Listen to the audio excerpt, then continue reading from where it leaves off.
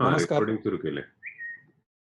नमस्कार. मी सर्वप्रथम हे जे आयोजक आहेत त्यांच्यासाठी धन्यवाद आणि आभार प्रकट करतो की त्यांनी मला इथे बोलावलं. माझे विचार इथे मांडण्याची त्यांनी मला जी विनंती केली त्याच्याबद्दल मी फार आभारी आहे. मला हे कळतं की इथे अनेक लोक असे असतील की ज्यांना हा विषय माझ्यापेक्षा पुष्कळ चांगला माहिती आहे. तर मी त्यांचा एक लहान भाऊ असं समजून मी जे म्हणेन ते ऐकून घ्यावा आणि ज्यांना हा विषय माहिती नाहीये त्यांनी हा विषय ऐकल्यानंतर त्यांना या विषयात थोडासा रस निर्माण होईल अशी मी आशा करतो. मी जे सांगेन ते सगळं सगळ्यांना पटेल किंवा ते सगळ्यांनी ऐकावं असा माझा अजिबात आग्रह नाही आहे. माझा जो अनुभव आहे तो मी इथे सांगेन किंवा या 15व्या अध्यायावरनं मी काय शिकलो किंवा आपण हे आजकालच्या जीवनामध्ये कसं काय वापरू शकतो त्याच्याबद्दल मी थोडंसं बोलेन आणि बघू त्याच्यानंतर थोडीशी चर्चा करू. तर मला किती वेळ आहे? मला साधारण सांगितलं होतं की एक 45 मिनिट मी बोलावं आणि त्याच्यानंतर मग 45 मिनिट आपण प्रश्नोत्तरं करावीत असा माझा समज आहे अजूनही. तर तो बरोबर असेल तर आपण तसं करू, नाही तर मी त्याला ऍडजस्ट करायला तयार आहे.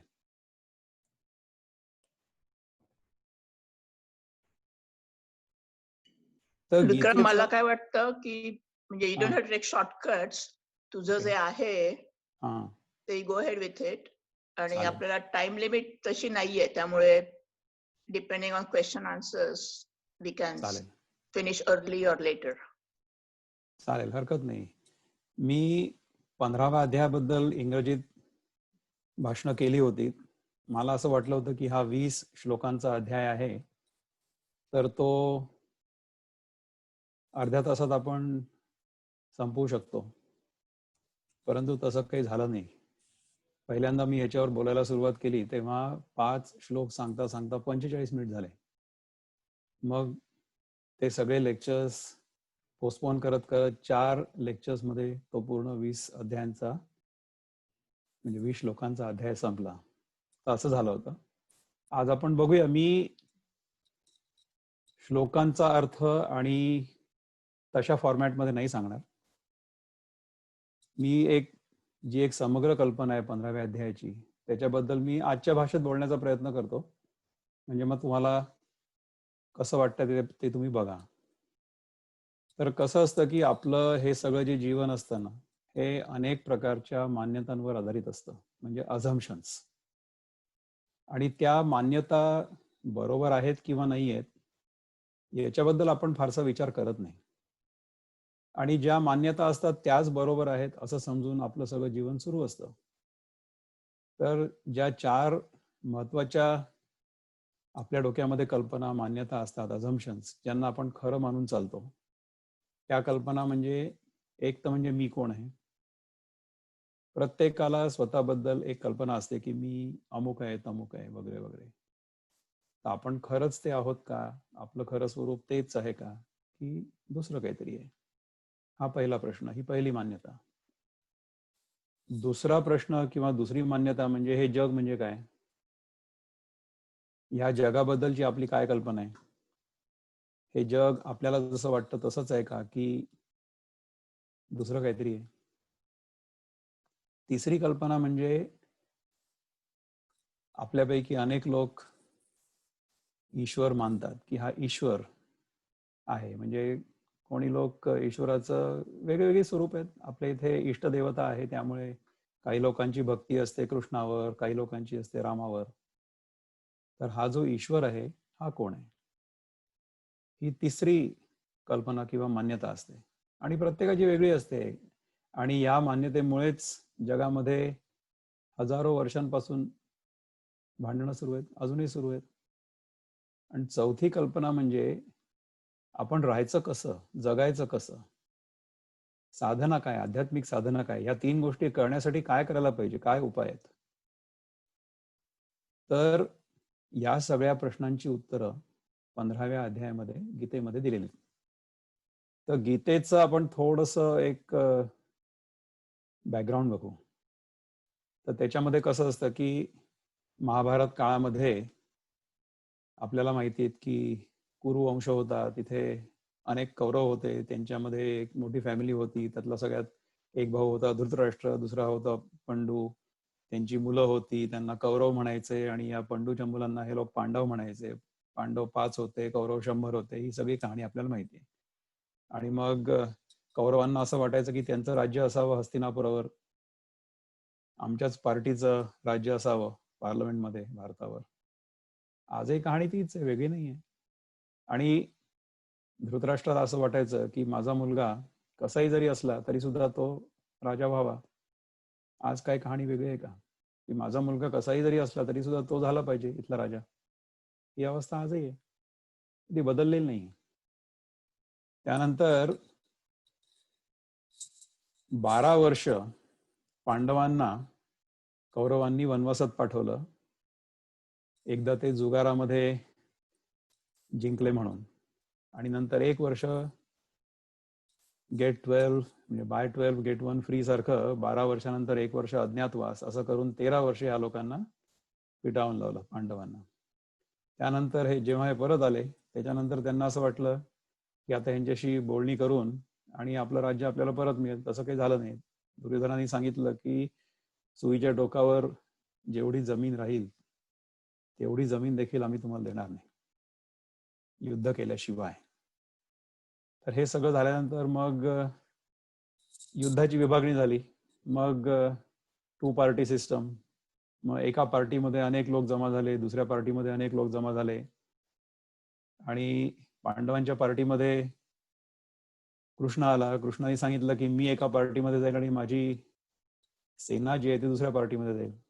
तर दुर्योधनाला संख्याबळ महत्वाचं होतं, त्यांनी ती सेना घेतली, आणि अर्जुनाला कृष्ण महत्वाचा होता म्हणून त्यांनी कृष्ण घेतला. आणि मग हे लोक युद्धाला जमा झाले कुरुक्षेत्रात. तर कुरुक्षेत्रात गेल्यानंतर अर्जुनाने प्रश्न विचारला कृष्णाला की इथे ह्या कुरुक्षेत्रामध्ये माझ्यासोबत लढण्यासाठी कोण आले आहेत मला दाखवतो जरा. कारण की आजपर्यंत मी अनेक लढाया खेळलो आणि सगळे जिंकलो. मी जगातला सगळ्यात उत्तम योद्धा आहे. तर कृष्णाने काय केलं? कृष्ण त्याचा जो रथ आहे तो 2 सैन्यांच्या मध्ये कुठेही जाऊन उभा करू शकला असता. जर कृष्णाने तो रथ दुर्योधनासमोर किंवा दुःशासनासमोर उभा केला असता तर युद्ध सुरू होण्यासाठी एकाही क्षणाचा विलंब झाला नसता. परंतु कृष्णाने रथ भीष्माचार्यांच्या समोर आणि द्रोणाचार्यांच्या समोर जाऊन उभा केला आणि अर्जुनाला सांगितलं की तू विचारत होता ना की कोणाशी लढाई करायची आहे, तर लढाई जी आहे तुला यांच्याशी करायची. मग तो म्हणतो की हे तर माझे गुरु आहेत, हे तर माझ्या वडिलांचे काका आहेत, मी यांना कसं काय मारू? म्हणजे काय की आतापर्यंत मी अनेक लढाया खेळलो, अनेक लोकांना मारलं, मारण्याला माझ्या मनामध्ये काही आपत्ती नाही, मारू शकतो मी कोणालाही, कित्येक लोकांना मारले. बरं, ज्या लोकांना मारलं ते देखील तर कोणाचे गुरु असतील, कोणाच्या वडिलांचे काका असतील. तुझ्या वडिलांचे गुरु असले, तुझे काका असले, तुझी भावंड असली, त्यांना मारायला काही हरकत नाही. पण हे माझे गुरु आहेत, माझ्या वडिलांचे काका आहेत, यांना मी कसं मारू? तर हा प्रश्न होता. तर आता युद्धाच्या मैदानावर गेल्यानंतर जो योद्धा असतो तो कोणाचा शिष्य असतो का, किंवा तो कोणाचा पुतण्या असतो का, कोणाचा भाऊ असतो का? नाही, तो असतो योद्धा. तर मी योद्धा आहे की मी कोणाचा शिष्य आहे, मी योद्धा आहे की मी कोणाचा पुतण्या आहे, हा जो भ्रम अर्जुनाच्या मनामध्ये येतो, किंवा ह्याला म्हणतात मोह. मोह म्हणजे डिल्युजन इंग्रजीमध्ये. म्हणजे मी जो आहे त्याच्या व्यतिरिक्त मी कोणीतरी आहे असा माझा समज असतो, मान्यता, अझम्पशन, याला म्हणतात मोह. तर हा मोह दूर करण्यासाठी भगवंतानी त्याला गीता सांगितली. आणि त्या गीतेच्या वेळेस पुष्कळ लोकांना कदाचित माहिती नसेल, अर्जुनाचं वय होतं 86 वर्षाचं आणि कृष्णाचं वय होतं 89 वर्षाचं. आणि हे दोघं आते मामे भावंड होते. ते कुंती अर्जुनाची आई ही वसुदेवाची बहीण होती सख्खी. वसुदेव म्हणजे कृष्णाचे वडील. सो कृष्ण हा याचा मामे भाऊ आणि अर्जुन म्हणजे त्याचा आते भाऊ. तर इतके दिवस आते मामे भावंड भावासारखे वाढले, खेळले, मित्रांसारखे राहिले, कारण की वय सारखंच होतं ना साधारण. इतक्या वर्षांमध्ये अर्जुनाला कृष्णाकडनं काहीही कुठल्याही प्रकारचं ज्ञान प्राप्त करून घेण्याची काही इच्छा झाली नाही कधीच. आणि युद्ध सुरू होण्यापूर्वी देखील किती दर्प की मी आजपर्यंत कुठलंच युद्ध हारलेलो नाहीये. तर कोण आलाय माझ्यासोबत, कोणाची हिंमत आहे माझ्यासमोर येऊन उभं राहण्याची, दाखव तर मला, असं म्हणतोय. तर कृष्णाला लक्षात आलं की हा आता ही वेळ बरी आहे याला दाखवण्यासाठी की हा कोण आहे. म्हणून त्यांनी हा रथ यांच्यासमोर उभा केला आणि मग सांगितलं की तू म्हणजे काही हा देह नव्हे. हे दुसऱ्या अध्यायात सांगितलं. तू म्हणजे आत्मा आहेस जो अजर आहे आणि अमर आहे, नित्य आहे, ज्याचा कधी न जन्म झालाय, न जो वाढतो, न जो कधी मरतो.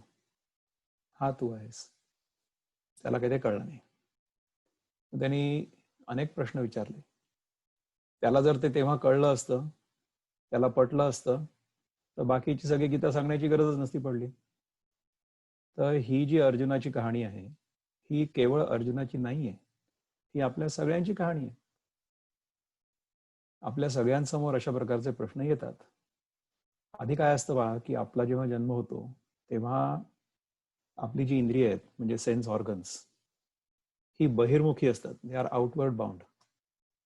म्हणजे कसं असतं की आपण डोळे उघडल्याबरोबर आपल्याला बाहेरचं जग दिसतं, किंवा नवजात जे बालक असतं ना त्याची जीभ अशी वळवळच करत असते. म्हणजे त्याला हे सांगावं लागत नाही की जीभ ही रसना आहे. त्यांनी आपल्याला चवीचं ज्ञान होतं. तर तोंडाने खायचं असतं हे बालकाला समजावून सांगायला लागत नाही. त्या बालकाला त्या आईने घेतल्याबरोबर ते बालक दूध प्यायला सुरुवात करतं. हा निसर्गाचा नियम आहे. हा प्रत्येक जीवाचा नियम आहे. म्हणजे आपण इतर प्राण्यांमध्ये जरी बघितलं तरी सुद्धा कुठल्याही प्राण्याला त्याच्या आईचं दूध, म्हणजे मी मॅमल्सची गोष्ट करतोय, स्तन्य जे असतात प्राणी त्यांची, की त्यांना त्यांच्या मुलांना त्यांच्या आईचं दूध पिणं हे जन्मजात माहिती असतं, कळत असतं. तर तेव्हा आपला असा समज होतो आणि आपण या भ्रमात किंवा या समजुतीत राहत असतो की हा देह म्हणजे मी आहे. तर हा आपला पहिला समज. तर ह्या भ्रमात आपण अनेक वर्ष राहतो आणि सगळं चांगलं चाललेलं आहे, सगळं व्यवस्थित चाललेलं आहे. म्हणजे समजा एखादा मुलगा आहे, तो व्यवस्थित शिकला, तो मोठा झाला, त्याला चांगली नोकरी लागली, त्याला चांगली सुंदर बायको मिळाली आणि एखाद दिवशी तो फिरायला जातो किंवा धावायला जातो. तर एखादा लहान मूल त्याला भेटतं वाटेत आणि त्याला विचारतं की अंकल टाइम क्या हुआ है. मग त्याला वाटतं की अरे मैं अंकल कब हो गया. मी एवढा मोठा झालो की मला कोणीतरी काका म्हणतंय, लहान मुलगा. मला तर मी मोठा होण्याचा काहीच अनुभव नाहीये. आपण स्वतःच्या अनुभवात बघा ना हे सगळं, की आपण जेव्हा प्रायमरी शाळेत शिकायचो, त्यानंतर आपण हायस्कूलमध्ये गेलो, कॉलेजमध्ये गेलो, लग्न झालं, आपण अमेरिकेला आलो, अमेरिकेत अनेक वर्ष नोकरी केली, आता अनेक लोक आपल्यापैकी निवृत्त झालेत.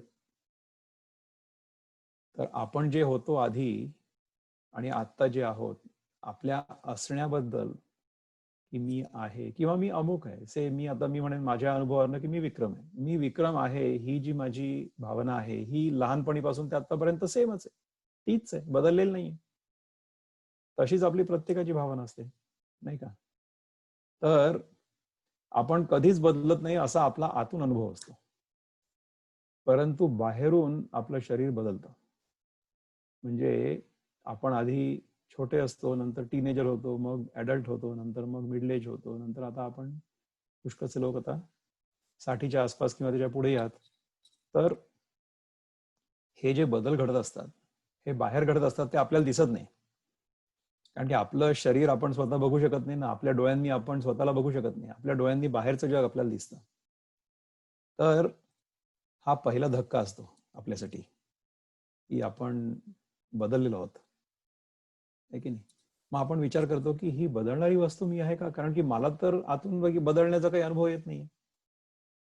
मग आपण अशा एका दुसऱ्या समजुतीमध्ये किंवा अझम्पशन मध्ये जातो की मी हा देह नाहीये, ठीक आहे, मी म्हणजे एक जीव आहे, म्हणजे I am some live person, आणि बाकीचे जे हे मला जीव दिसतात आहेत ते ते पण लाईव्ह पर्सन्स आहेत. म्हणजे मी एक जीव आहे आणि इतर हे सगळे जीव जे आहेत ते सगळे वेगळे जीव आहेत. अशा समजुतीमध्ये मी असतो. ठीक आहे.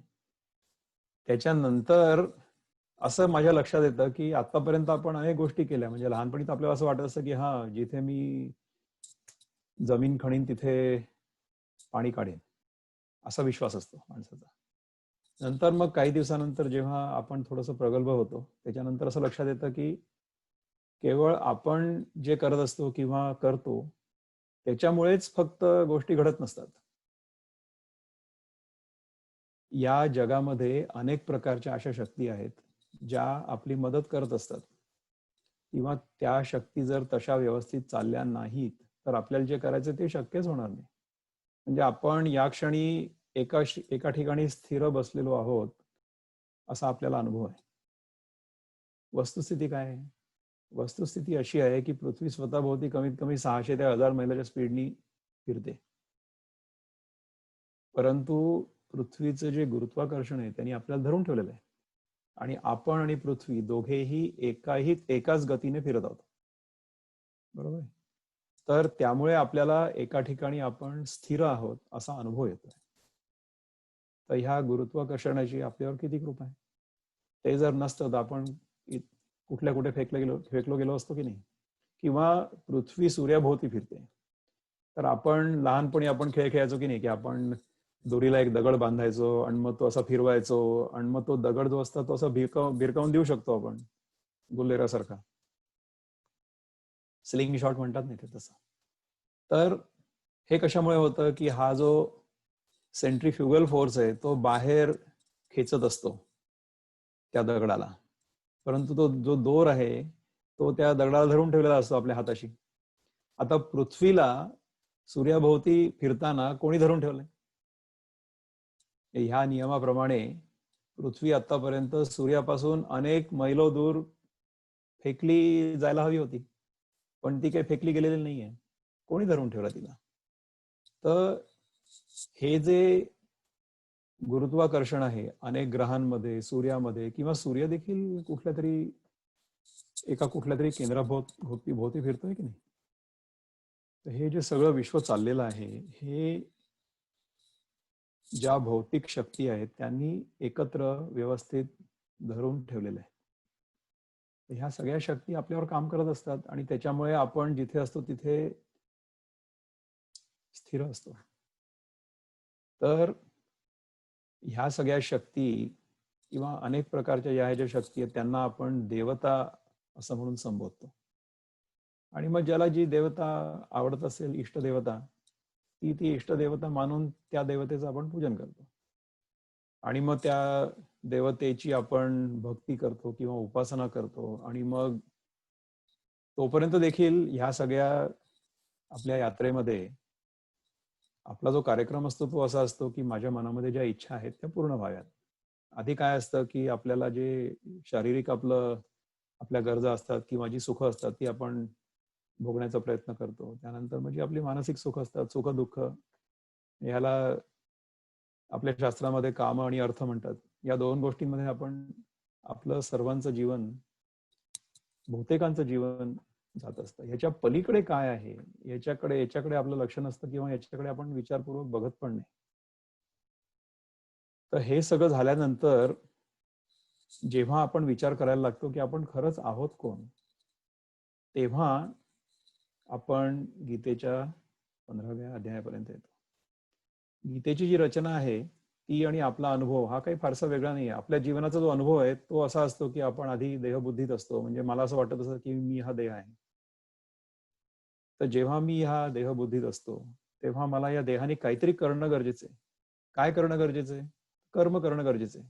म्हणजे गीतेच्या दृष्टीने कर्मयोग जो सांगितलेला आहे तो कर्मयोग म्हणजे सेवा रूप आहे की या देहाने तू सेवा कर. सेवा कोणाची कर? ज्यांच्याकडनं कर्ज घेतलेलं आहे. कर्ज कसं घेतलंय? अरे कर्जच तर घेतलंय म्हणून तर तू या पृथ्वीवर आलायस ना. मी या पृथ्वीवर आलो कसा? हे शरीर माझं थोडीच. हे शरीर मला माझ्या आई वडिलांनी दिलं. म्हणजे माझ्या आई वडिलांचं माझ्यावर ऋण आहे की नाही? तर यापासून मी मुक्त कसा होईन? मी माझ्या आई वडिलांची सेवा करेन.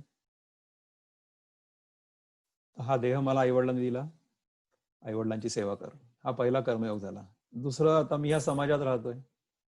तर मी तर काही सगळ्या गोष्टी करत नाही ना. हा शर्ट मी घातलाय. हा शर्ट मी इथे दुकानात गेलो आणि आणला विकत. त्या दुकानात कुठून आला? तर कोणीतरी तो शिवला. कुठे? बांगलादेशमध्ये. तर त्याच्याकडे कापड कोणी दिलं? कुठल्या तरी आणखी दुसऱ्या देशातनं. कापड कसं तयार झालं? कोणीतरी कापूस उगवला त्या शेतकऱ्यांनी. कापूस कसा उगवला? त्या शेतकऱ्यांनी बी पेरलं फक्त, बाकी काही नाही केलं. त्याच्या पलीकडची जी प्रक्रिया त्या कापसाच्या बीवर झाली ती प्रक्रिया निसर्गाच्या नियमांप्रमाणे झाली.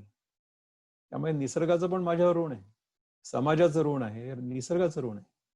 त्यामुळे समाजाची सेवा करणं हा माझा धर्म आहे.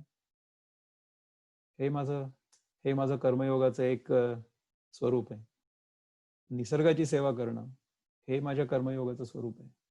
तर ह्या सगळ्या गोष्टी करत करत करत आपलं डोकं थोडंसं क्लिअर व्हायला लागतं, क्लॅरिटी यायला लागते, म्हणजे चित्त शुद्ध व्हायला लागतं. त्याच्यानंतर मग आपण विचार करायला लागतो की आपण आहोत कोण. ह्या प्रश्नाचं उत्तर आपण जेव्हा शोधायला लागतो तेव्हा आपण गीतेच्या 15व्या अध्यायात येतो. तर ह्या 15व्या अध्यायामध्ये पहिले भगवंत सांगतात की हे जगत म्हणजे काय. जगाचा 2 श्लोकांमध्ये त्यांनी सगळं वर्णन केलंय. जगाचं वर्णन.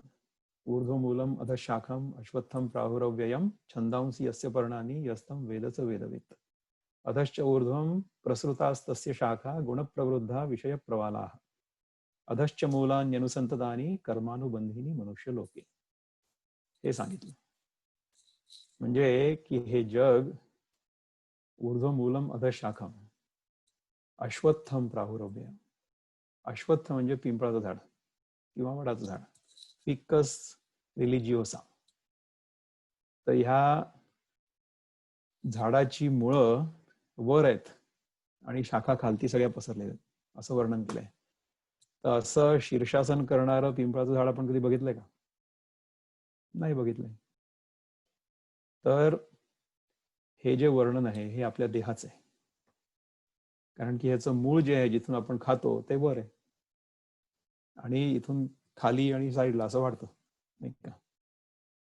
ऊर्ध्वमूलम अधशाखम अश्वत्थम प्राहुरव्ययम छंदांसी यस्य पर्णानि यस्तम वेदस वेदवित्. हे छंदांसी यस्य पर्णानि जे सांगितलंय ते छंद म्हणजे वेद, यस्य पर्णानि ह्याची जी पानं आहेत ते वेद आहेत.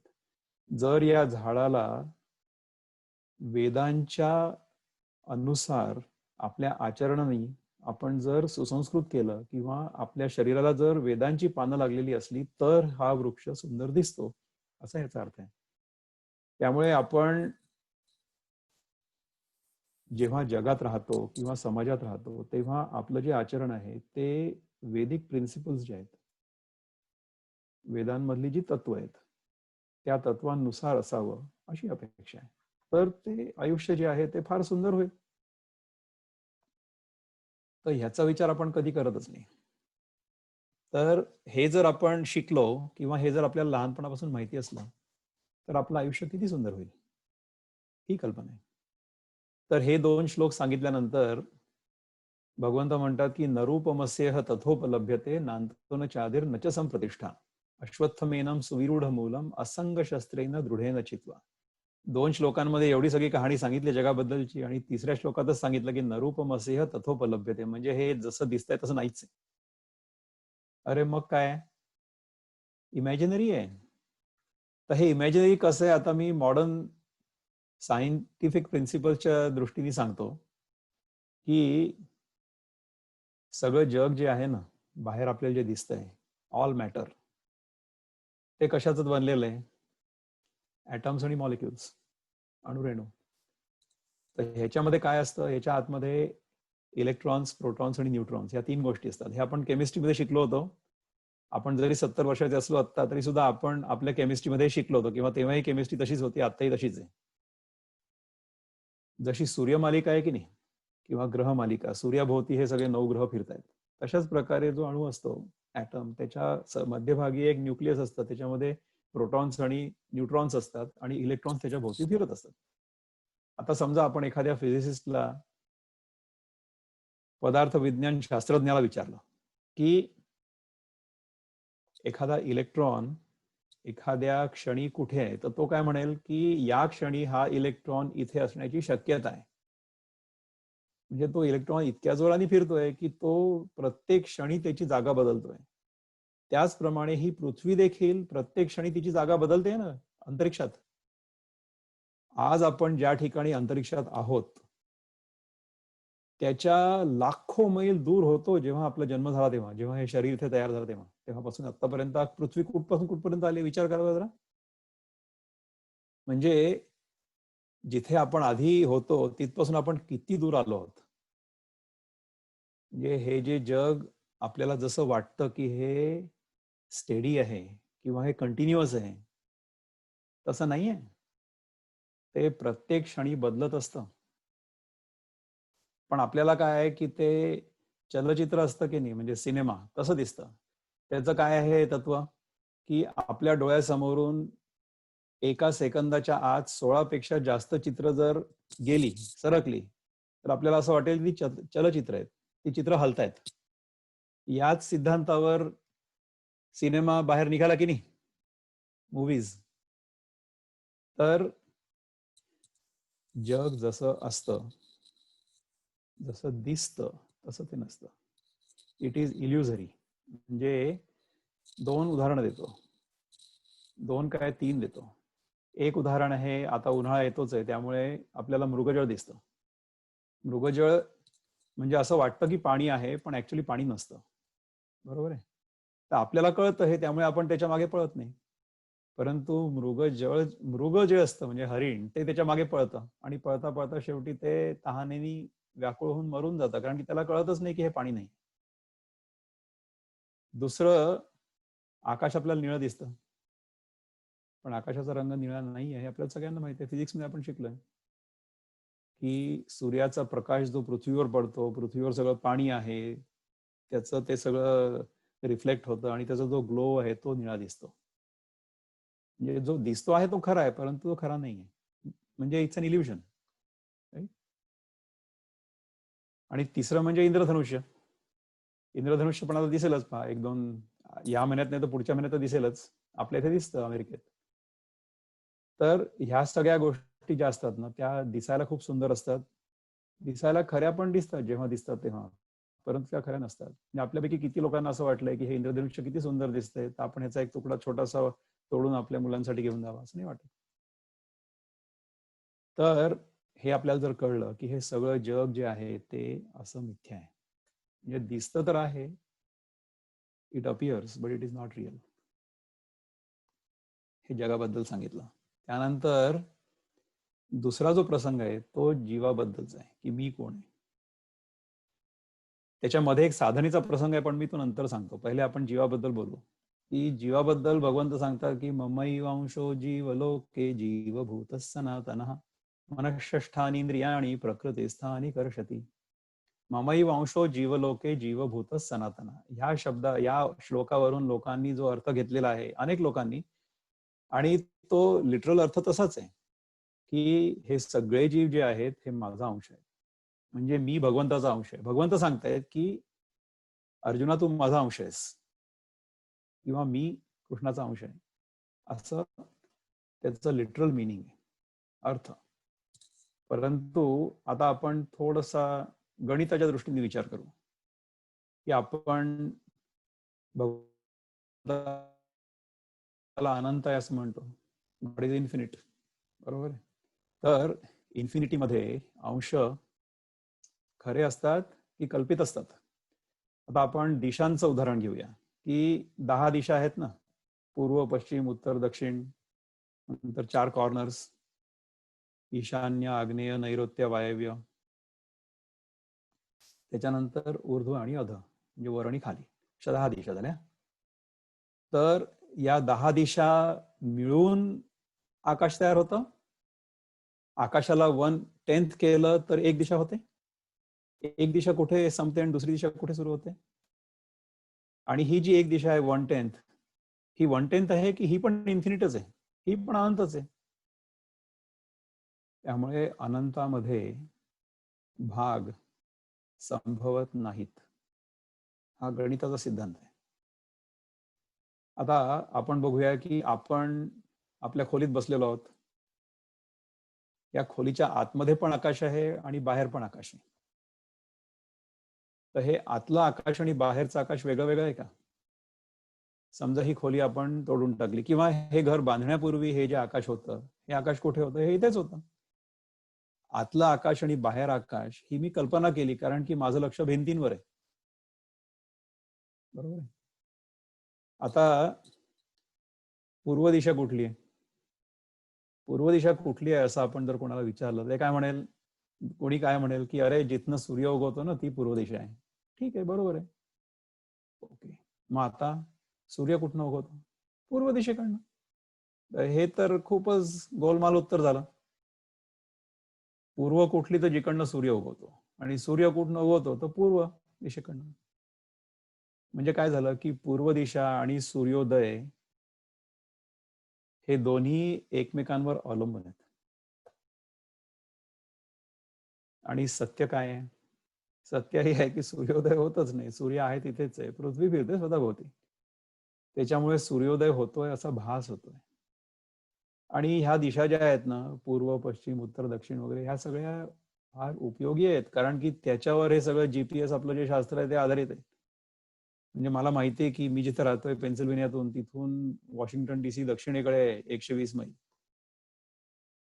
ह्या सगळ्या ज्या उपयोगी वस्तू आहेत किंवा त्याची जी उपयोगिता आहे ती महत्वाची आहे, तिचा उपयोग करून ह्याला काही हरकत नाही, परंतु ते सत्य नाही आहे हे माहिती असायला पाहिजे. त्याचप्रमाणे आता आपण बघू की मी तुमच्याशी बोलतोय पेन्सिल्व्हेनियामधनं, तुम्ही तुमच्या घरी आहात, ऐकता आहात असं मी गृहीत धरतो. ऐकता आहात की नाही मला माहित. तर कसं ऐकू येतं तुम्हाला? माझा आवाज जो आहे ना, तो ह्या मायक्रोफोन मधून, या लॅपटॉप मधून, नंतर कुठेतरी त्या वेरायझनच्या नेटवर्क मधनं कुठल्या तरी सॅटेलाइट मध्ये जातोय, आणि मग तिथनं तो तुमच्या घरामध्ये तो कॅच होतो आहे, आणि मग तुमच्या लॅपटॉप मध्ये येतोय. पुन्हा त्याचं रूपांतर ह्या सगळ्या इलेक्ट्रोमॅग्नेटिक वेव्ह झाल्या ना. माझ्या तोंडातून इलेक्ट्रोमॅग्नेटिक वेव्ह थोडीच निघतात, माझ्या तोंडातून आवाज निघतोय असं मला ऐकू येतं, बरोबर आहे. त्या आवाजाचं रूपांतर झालं या सगळ्या इलेक्ट्रोमॅग्नेटिक वेव्ह मध्ये. मग त्या सगळ्या पुन्हा रिकन्वर्ट झाल्या, त्यांचं रूपांतर पुन्हा एकदा झालं साऊंड वेव्ह मध्ये, म्हणजे आवाजामध्ये, आणि मग तो आवाज तुमच्या कानात गेला, मग तुमच्या कानाचे पडदे हलले, मग तिथनं पुन्हा एक इलेक्ट्रोमॅग्नेटिक वेव्ह तयार झाली, ती तुमच्या ब्रेन मध्ये गेली, आणि मग तिथे काहीतरी सेन्सेशन झालं, आणि मग तुम्हाला कळतंय की अरे हा माणूस आपल्याशी पेन्सिल्व्हेनियातनं बोलतोय. म्हणजे याचा अर्थ काय झाला की मी तुमच्याशी बोलतोय तरी सुद्धा जोपर्यंत तुमच्या मनामध्ये ते रजिस्टर होत नाही, त्याचा संस्कार होत नाहीये, तोपर्यंत तुम्हाला हे कळणार नाही की मी तुमच्याशी बोलतोय. त्याचप्रमाणे माझा चेहरा तुम्हाला तुमच्या स्क्रीनवर दिसत असेल, तर तिथून लाईट येतो बाहेर, तो आपल्या रेटिनामध्ये जातो, तिथे एक इमेज तयार होते, पुन्हा ते ब्रेनमध्ये जाते, मग त्याचं जे सेन्सेशन आहे त्याचं आपल्याला मनाला कळतं की हा इथे आपल्याला ही वस्तू दिसली. आता एक छोटीशी जादू करू आपण. म्हणजे मी कसं गायब होतो पहा. डोळे मिटा सगळेजण असे, डोळे मिटल्याबरोबर मी गायब होतो. याचा अर्थ काय आहे की मी बाहेर आहे किंवा मी ह्या स्क्रीनवर आहे असं आपल्याला जे दिसतंय, ते जोपर्यंत माझे डोळे उघडे नसतील किंवा त्याचा संस्कार माझ्या मनावर जोपर्यंत होत नाही, तोपर्यंत मला कळतच नाही. तात्पर्य हे आहे, बॉटम लाईन, की जग बाहेर आहे असं आपल्याला जे वाटतं, जे असं दिसतं, त्याचा संस्कार किंवा त्याचं इम्प्रेशन जोपर्यंत माझ्या मनावर पडत नाही, तोपर्यंत ते जग आहे असं मला कळतच नाही. याचं आणखीन एक उदाहरण असं आहे की आपण रात्री जेव्हा झोपतो सगळेजण, तेव्हा जग कुठे जातं? तेव्हा तर आपल्या घरासमोरनं मोर्चा जरी गेला तरी सुद्धा आपल्याला कळणार नाही की काय होतं. कारण की आपली इंद्रिय बंद असतात तेव्हा. त्यामुळे जगाचा अनुभव आपली इंद्रिय जेव्हा काम करत असतात आणि ते ज्ञान ग्रहण करत असतात, तेव्हाच आपल्याला जगाचं ज्ञान होतं. म्हणजे हे पूर्व दिशा आणि सूर्योदय ह्याच्यासारखं झालं की जग असलं तरी सुद्धा जोपर्यंत माझं मन ते ग्रहण करत नाही तोपर्यंत त्याचा अनुभव मला येत नाही. आणि मला जोपर्यंत अनुभव येत नाही तोपर्यंत ते जग आहे असं मला कळतच नाही. लक्षात येत आहे का? म्हणजे काय झालं की माझा अनुभव किंवा माझ्या मनामध्ये जे चित्र येत आहे, तयार होत आहे ते आणि हे जग, ह्या दोन्ही गोष्टी परस्परावलंबी आहेत. They are interdependent. ठीक आहे ना? तर जी गोष्ट दिसते अशी, जिचा आपल्याला भास होतो, ती गोष्ट सत्य नाहीये. आणि ती सत्य म्हणजे ती नित्य बदलणारी वस्तू आहे ना. सत्य आहे असे वाटत जरी असलं तरी सुद्धा ती नित्य बदलणारी आहे ना. नित्य बदलणारी जी वस्तू आहे, जी क्षणोक्षणी बदलते आहे, ती गोष्ट मी नाहीये. कारण की मला तर माझ्या बदलण्याचा अनुभव येतच नाही. मी तर जसा आहे तसाच आहे ना गेले कित्येक वर्ष. जन्म झाला तेव्हापासून ते आतापर्यंत मी विक्रम आहे ही जी माझी भावना आहे ती तर तीच आहे. त्याच्यामध्ये काहीच फरक पडलेला नाही. तर ह्या दोन गोष्टी ज्या आहेत याच्या पलीकडे आपण असतो हे भगवंत नंतर सांगतात. शेवटच्या याच्या 5 श्लोकांमध्ये तिथपर्यंत आपण गेलेलो नाही अजूनपर्यंत. जीवाचा प्रसंग सांगितला की ममाई वांशो जीवलोके जीवभूत सनातन मनष्ठान आणि प्रकृतीस्थानी कर्षती. ह्या अनुभवात आपण जेव्हा असतो त्याच्यानंतर काय होतं? शरीरम यदवाप्नोती यच्चाप्युत्कामतीश्वर गृहीत्वैतानी संयाती वायुर्गंधा निवाशयात. म्हणजे काय असतं की हा जो जीव आहे, ज्याला आपण जीव म्हणतो, individual soul apart from other souls, माझा जीव इतरांपेक्षा वेगळा जीव, तो जीव हे शरीर सोडून ज्याप्रमाणे वायू गंध घेऊन जातो आपल्यासोबत, त्या प्रकारे हा जो जीव आहे ह्या शरीरातले जे संस्कार असतात, या शरीरातल्या ज्या वासना असतात, त्या सगळ्या वासना घेऊन म्हणजे सॉफ्टवेअर घेऊन दुसरा सिस्टम शोधायला जातो. म्हणजे आपला जो फोन असतो की नाही, हा फोन एक डिव्हाइस संपल्यानंतर आपलं सगळं जर सॉफ्टवेअर गुगलवर असलं किंवा आपलं जर प्रोफाईल गुगलवर असलं तर काय होतं, आपण दुसरा फोन घेतला की त्या क्लाउडवरनं आपलं सगळं प्रोफाईल डाउनलोड करतो दुसऱ्या डिव्हाइसमध्ये. एक्झॅक्टली तसंच होतं की हे शरीर सोडून हा जीव दुसऱ्या शरीरात जातो. ही थिअरी आहे. ओके. आपण जेव्हापर्यंत जीव भावत असतो किंवा जोपर्यंत आपण स्वतःला जीव समजत असतो तोपर्यंत हे असंच होतं. असं होत राहतं अनंत काळापर्यंत. म्हणून म्हणतात ना ममाई वंशो जीवलोके जीवभूतच सनातन. म्हणजे मी पण सनातन आहे, मी पण इटर्नल आहे आणि तू पण सनातन आहेस जीव. ह्याच तत्वावर द्वैत आधारित आहे. अद्वैत हा एकच विचार किंवा हे एकच सत्य असं आहे की जे ह्याच्या पलीकडे जातं आणि जे हे अगदी ठासून सांगते आपल्याला की सगळीकडे जे तत्व भरलेलं आहे, जे सगळीकडे परमात्मा तत्व भरलेलं आहे, तू म्हणजे इंडिव्हिज्युअल आत्मा किंवा इंडिव्हिज्युअल जीव नाहीस. तू म्हणजे परमात्माच आहेस, स्वतःच आहेस. You are divine. केवळ अद्वैत वेदांत हे सांगतो, ठासून सांगतो. त्यामुळे त्याच्यामध्ये सगळं जग जे आहे हे त्याच्यामध्ये सामावलेलं आहे. त्यामुळे अद्वैताचा जो साधक असतो, अद्वैतावर ज्याची असीम निष्ठा असते, तो साधक कोणाचाही वैरी नसतो. कारण त्याला त्याचा कोणी वैरी दिसतच नाही. त्याला त्याच्या स्वतःशिवाय दुसरं काही दिसतच नाही जगामध्ये. अहम ब्रह्मास्मी आणि सर्वम खल्विदम ब्रह्म. ह्या ज्या दोन गोष्टी आहे, ह्या दोन गोष्टी त्यांनी पूर्णपणे आत्मसात केलेल्या असतात किंवा त्याला त्याचा अनुभव झालेला असतो. ज्ञानेश्वर महाराज म्हणतात की भूता परस्परे पडो मैत्र जीवांचे. म्हणजे काय की हे सगळे जे जीव मला दिसतात आहेत त्या सगळ्यांचं एकमेकांशी मैत्र असावं. आणि तसं आहे निसर्गामध्ये, तसंच आहे. आपल्याला असं वाटतं, आपल्याला डार्विन महाराजांनी शिकवलं की सर्व्हायव्हल ऑफ द फिटेस्ट. भौतिक जगामध्ये असेल हे सत्य आहे सुद्धा,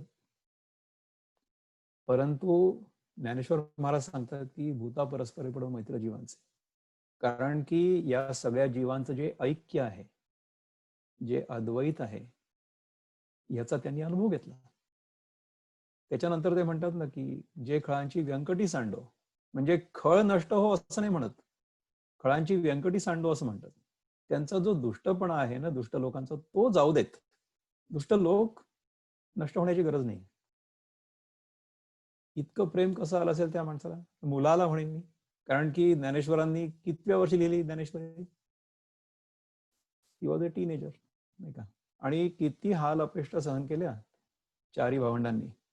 त्यानंतर देखील सगळ्या विश्वाबद्दल, सगळ्या जीवांबद्दल, भूतमात्रांबद्दल इतकं प्रेम, इतका जिव्हाळा, इतका कळवळा कसं काय आला असेल?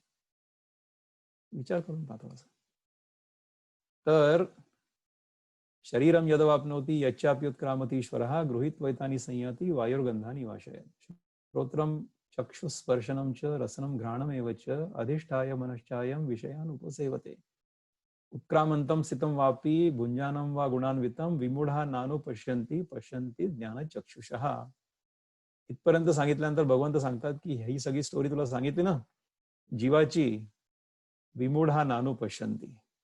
जो विमूढ आहे, जो मोहित आहे, ज्याला स्वतःबद्दल मी कोण आहे ही पूर्णपणे कल्पना नाहीये, त्याला हे कळणारच नाही. विमूढा नानु पश्यन्ति. तर त्याच्यानंतर मग सांगतात की मी कोण आहे, म्हणजे ईश्वर कोण आहे. तर त्याच्यामध्ये मग सांगतात यदादित्यगतम तेजो जगद्भासयते अखिलम यच्चंद्रमसी यच्चाग्नौ तत्तेजो विद्धिमामकम. म्हणजे सूर्यामधलं तेज, चंद्रामधलं प्रकाश किंवा तेज, अग्नीमधलं तेज, ते तेज म्हणजे मी.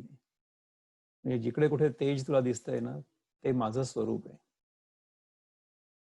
यदादित्यगतम तेजो जगद्भासयते अखिलम यच्चंद्रमसी यच्चाग्नौ तत्तेजो विद्धिमामकम. गाम आविश्य च भूतानि धारयाम्यहमोजसा. सूर्य तर पुष्कळ दूर आहे, चंद्र पुष्कळ दूर आहे. ठीक आहे, मग मी अग्नीमध्ये तुझ्या जवळच आहे ना. नंतर मग कुठे की मी पृथ्वीमध्ये आलो. धारयाम्यहमोजसा पुष्णामी चौषधी सर्व सोमो भूत्वा रसात्मक. म्हणजे ही जी वनस्पती, जे अन्न तू खातोयस त्याला औषधी म्हणतात भगवंत. म्हणजे आपण जे अन्न खातो ना ते औषधी सारखं खायला पाहिजे असं म्हणतात. त्याच्यामध्ये जो सोमरस आहे, म्हणजे आपलं ज्याच्यानी पोषण होतं, तो रस मी त्याच्यामध्ये आहे. नंतर मग अहम वैश्वानरो भूत्वा प्राणीनाम देहम आश्रितः प्राणापान समायुक्त पचाम्यन्नम चतुर्विधम. म्हणजे ते सगळं झाल्यानंतर तुझ्या आतमध्ये जो वैश्वानर आहे, म्हणजे डायजेस्टिव्ह फायर, जठराग्नी, तो देखील मीच आहे. खाण्याचं काम आपण करतो, पण पचवणं आपण थोडीच करतो, तो भगवंत करतो. किंवा निसर्गाचे जे नियम आहेत त्याच्यानुसार अन्नाचं पचन होत असतं. पचामी अन्नम चतुर्विधम. तर 4 प्रकारचं अन्न आयुर्वेदात सांगितलंय. तर आजच्या भाषेत सांगायचं म्हणजे प्रोटीन्स, कार्बोहायड्रेट्स, फॅट्स आणि मिनरल्स, विटामिन्स. तर तिथे वेगळी परिभाषा आहे त्याची. एक चाटून खाण्याचं, चोखून खाण्याचं, चावून खाण्याचं आणि पिण्याचं, अशा प्रकारचे 4 अन्न सांगितले आयुर्वेदामध्ये. तर ह्या 4ही प्रकारच्या अन्नांचं पचन मी करतो. आपण काय करतो? आपण पहिले ॲपेटायझर खातो, समोसा, चाट. नंतर मग आपण मेन कोर्स खातो, पनीर, व्हेजिटेरियन, नॉन व्हेजिटेरियन. त्याच्यानंतर हे सगळं झाल्यानंतर मग जो आतला भगवंत असतो, वैश्वानर, तो म्हणतो की ओके, आता मी सुरुवात करतो हे सगळं पचवायला. बरोबर आहे? त्याच्यानंतर मग 1 किलोवर आईस्क्रीम त्याच्या डोक्यावरून पडतो. मग तो म्हणतो की आता माझा पेशन्स संपलेला आहे, नाव यू गो टू हेल्थ. मग आपल्याला काहीतरी आजार होतो. आपल्यापैकी किती लोक असे आहेत की जे चुकीच्या आहारामुळे आजारी आहेत. त्यांनी केवळ हे अन्न औषधी म्हणून खायला जर सुरुवात केली ना, आपण काय करतो की कधी सुरू करायचंय खायला हे आपल्याला माहिती असतं. कधी? जेव्हा समोर दिसेल वस्तू तेव्हा खायचं. That is how we eat, is it not? त्याच्यानंतर थांबायचं कधी हे आपण विसरून जातो. त्यामुळे हा जो वैश्वानर असतो, जठराग्नी असतो, तो बंद होतो. त्याच्यामुळे अनेक प्रकारचे आजार होतात. तर जठराग्नी पण मीच आहे. नंतर मग म्हणतात की अरे याच्यापेक्षाही जवळ आहे मी तुझ्या. सर्वस्य चाहम हृदि सन्निविष्टो मत्तस्मृतिर ज्ञानम अपोहनम च वेदैश्च सर्वैर अहमेव वेद्यो वेदांतकृत वेदविदेव चाहम. हा 15वा श्लोक आहे 15व्या अध्यायातला. आणि हे सगळ्या वेदांचं सार आहे. म्हणजे सगळ्या वेदांचं जे सार आहे, त्याचं जे ज्ञान आहे ते सगळं उपनिषदांमध्ये आहे. उपनिषदांचं सगळं जे सार आहे ते गीतेमध्ये आहे. आणि गीतेचं जे सार आहे ते 15व्या अध्यायात, आणि 15व्या अध्यायाचं सार आहे 15व्या श्लोक. हा जो 15वा श्लोक आहे, सर्वस्य चाहम हृदि सन्निविष्टो मत्तस्मृतिर ज्ञानम अपोहनम च वेदैश्च सर्वैर अहमेव वेद्यो वेदांतकृत वेद विदेव चाहम. हा एक श्लोक जरी आपण पाठ केला आणि ह्याच्यावरच फक्त चिंतन केलं, पूर्ण आयुष्य घालवलं, तरी देखील आपला उद्धार होऊ शकतो. तरी देखील आपल्याला आपल्या जीवनामध्ये कृतकृत्यतेचा अनुभव येऊ शकतो. कारण की ह्याच्यानंतर शेवटी भगवंत सांगतात, शेवटच्या श्लोकामध्ये हेच सांगितलंय, ती गुह्यतमम शास्त्रम इदमुक्तम मया नघ एतद बुद्ध्वा बुद्धिमान स्यात् कृतकृत्यस्य भारत. तर हे सगळं सांगून झाल्यानंतर मग भगवंत सांगतात की मी कोण आहे, म्हणजे पुरुषोत्तम कोण आहे. या 15व्या अध्यायाला पुरुषोत्तम योग म्हणतात. तर हा 15वा श्लोक झाल्यानंतर म्हणजे नंतरचे 5 श्लोक आहेत ते फारच सुंदर आहेत. की द्वाविमौ पुरुषौ लोके क्षरश्चाक्षर एव च क्षरः सर्वाणि भूतानि कूटस्थो क्षर उच्यते. उत्तमः पुरुषस्त्वन्यः परमात्मेति उदारुतः यो लोकत्रयमाविश्य बिभर्ति अव्यय ईश्वरः. यस्मात् क्षरमति तोहम अक्षरात् अपि चोत्तमः अतोस्मि लोके वेदे च प्रथितः पुरुषोत्तमः. यो मामेव वम सम्मूढो जानाति पुरुषोत्तमं स सर्वविद भजति मां सर्वभावेन भारत. इति गुह्यतमं शास्त्रम इदमुक्तम मया नघ एतद् बुद्ध्वा बुद्धिमान स्यात् कृतकृत्यस्य भारत. ह्याच्यामध्ये काय सांगितलंय की द्वाविमौ पुरुषो लोके क्षरश्चाक्षर एव च. म्हणजे मी स्वतःच 2 मध्ये विभाजित झालो, असा भ्रम मी निर्माण केला किंवा असा भास मी निर्माण केला. एकच तत्व आहे, ते एक तत्व 2 मध्ये विभागलं गेलं. एक क्षर आणि एक अक्षर. तर क्षर म्हणजे काय, जे बदलतंय, ते म्हणजे माझं शरीर किंवा हे जग. आणि अक्षर म्हणजे काय, म्हणजे मी, जीव. आहे की नाही? आपल्याला हाच अनुभव आहे ना की मी आता लहानपणीपासून ते आतापर्यंत मी विक्रम आहे, परंतु माझं शरीर बदललंय, जग बदललंय, माझ्या भोवतालची परिस्थिती बदलली आहे, ती क्षर आहे. पण मी जो आहे, माझी जी जाणीव आहे स्वतःबद्दलची, तो म्हणजे अक्षर आहे. परंतु मग भगवंत काय म्हणतात की द्वाविमौ पुरुषो लोके क्षरश्चाक्षर एव च क्षरः सर्वाणि भूतानि कूटस्थो क्षर उच्यते. कूटस्थ जो आहे म्हणजे जो एक्सपिरियन्सर. Can you please once again define श्लोक 15 of chapter 15? मी म्हणून दाखवतो पुन्हा एकदा. सर्वस्य चाहम हृदि सन्निविष्टो मत्तस्मृतिर्ज्ञानमपोहनं च वेदैश्च सर्वैरहमेव वेद्यो वेदांतकृत वेदविदेव चाहम. ओके, सर्वस्य च अहम म्हणजे सगळीकडे मीच आहे. हृदि सन्निविष्टो म्हणजे तुझ्या हृदयात पण मीच आहे. मत्त माझ्यामुळे, स्मृतीर म्हणजे ड्रीम एक्सपिरियन्स, स्वप्नावस्था, ज्ञानम म्हणजे जागृतावस्था, वेकिंग एक्सपिरियन्स, अपोहन म्हणजे डीप स्लीप किंवा फॉरगेटफुलनेस, आणि च म्हणजे समाधी. ह्या 4ही अवस्था ज्या आहेत त्यांना आधार देणारा मी आहे. वेदैश्च सर्वैर अहमेव वेद्यो म्हणजे सगळ्या वेदांचं जे सार आहे ते अहम एव वेद्यो म्हणजे मी एकच अशी वस्तू आहे की जी जाणून घेण्यालायक आहे. All Vedas are declaring that I am the one worthy to be known. मी स्वतःला ओळखणं हे सगळ्या वेदांचं सार आहे. मी जोपर्यंत स्वतःला ओळखत नाही तोपर्यंत मला काहीही समजलं जगातलं तरी सुद्धा काही उपयोग नाही. वेदांतकृत म्हणजे वेदांत करणारा, वेदांत लिहिणारा मी आहे. वेद विदेवच अहम, म्हणजे वेद जाणणारा पण मीच आहे. तर हे भगवंत स्वतःबद्दल जरी सांगत असले तरी सुद्धा ही आपलीच अवस्था आहे, अंतिम अवस्था. इथपर्यंत पोचायसाठी काय करायचं ते मी सांगणार आहे शेवटी. आता मी पहिले याच्यानंतरचं जे पुरुषोत्तम ह्याचं जे एक वर्णन आहे ते सांगतोय की द्वाविमो पुरुषो लोके क्षरश्चाक्षर एवच क्षर सर्वाणी भूतांनी कूटस्थो क्षर उच्यते. उत्तमः पुरुषस्तु अन्यः परमात्मा इति उदाहृतः, असा श्लोक आहे. यो लोकत्रयमाविश्य विभर्ती अव्यय ईश्वरः. तर हे जे क्षर आणि अक्षर आहेत ह्याच्या पलीकडे मी आहे, उत्तम पुरुष आहे.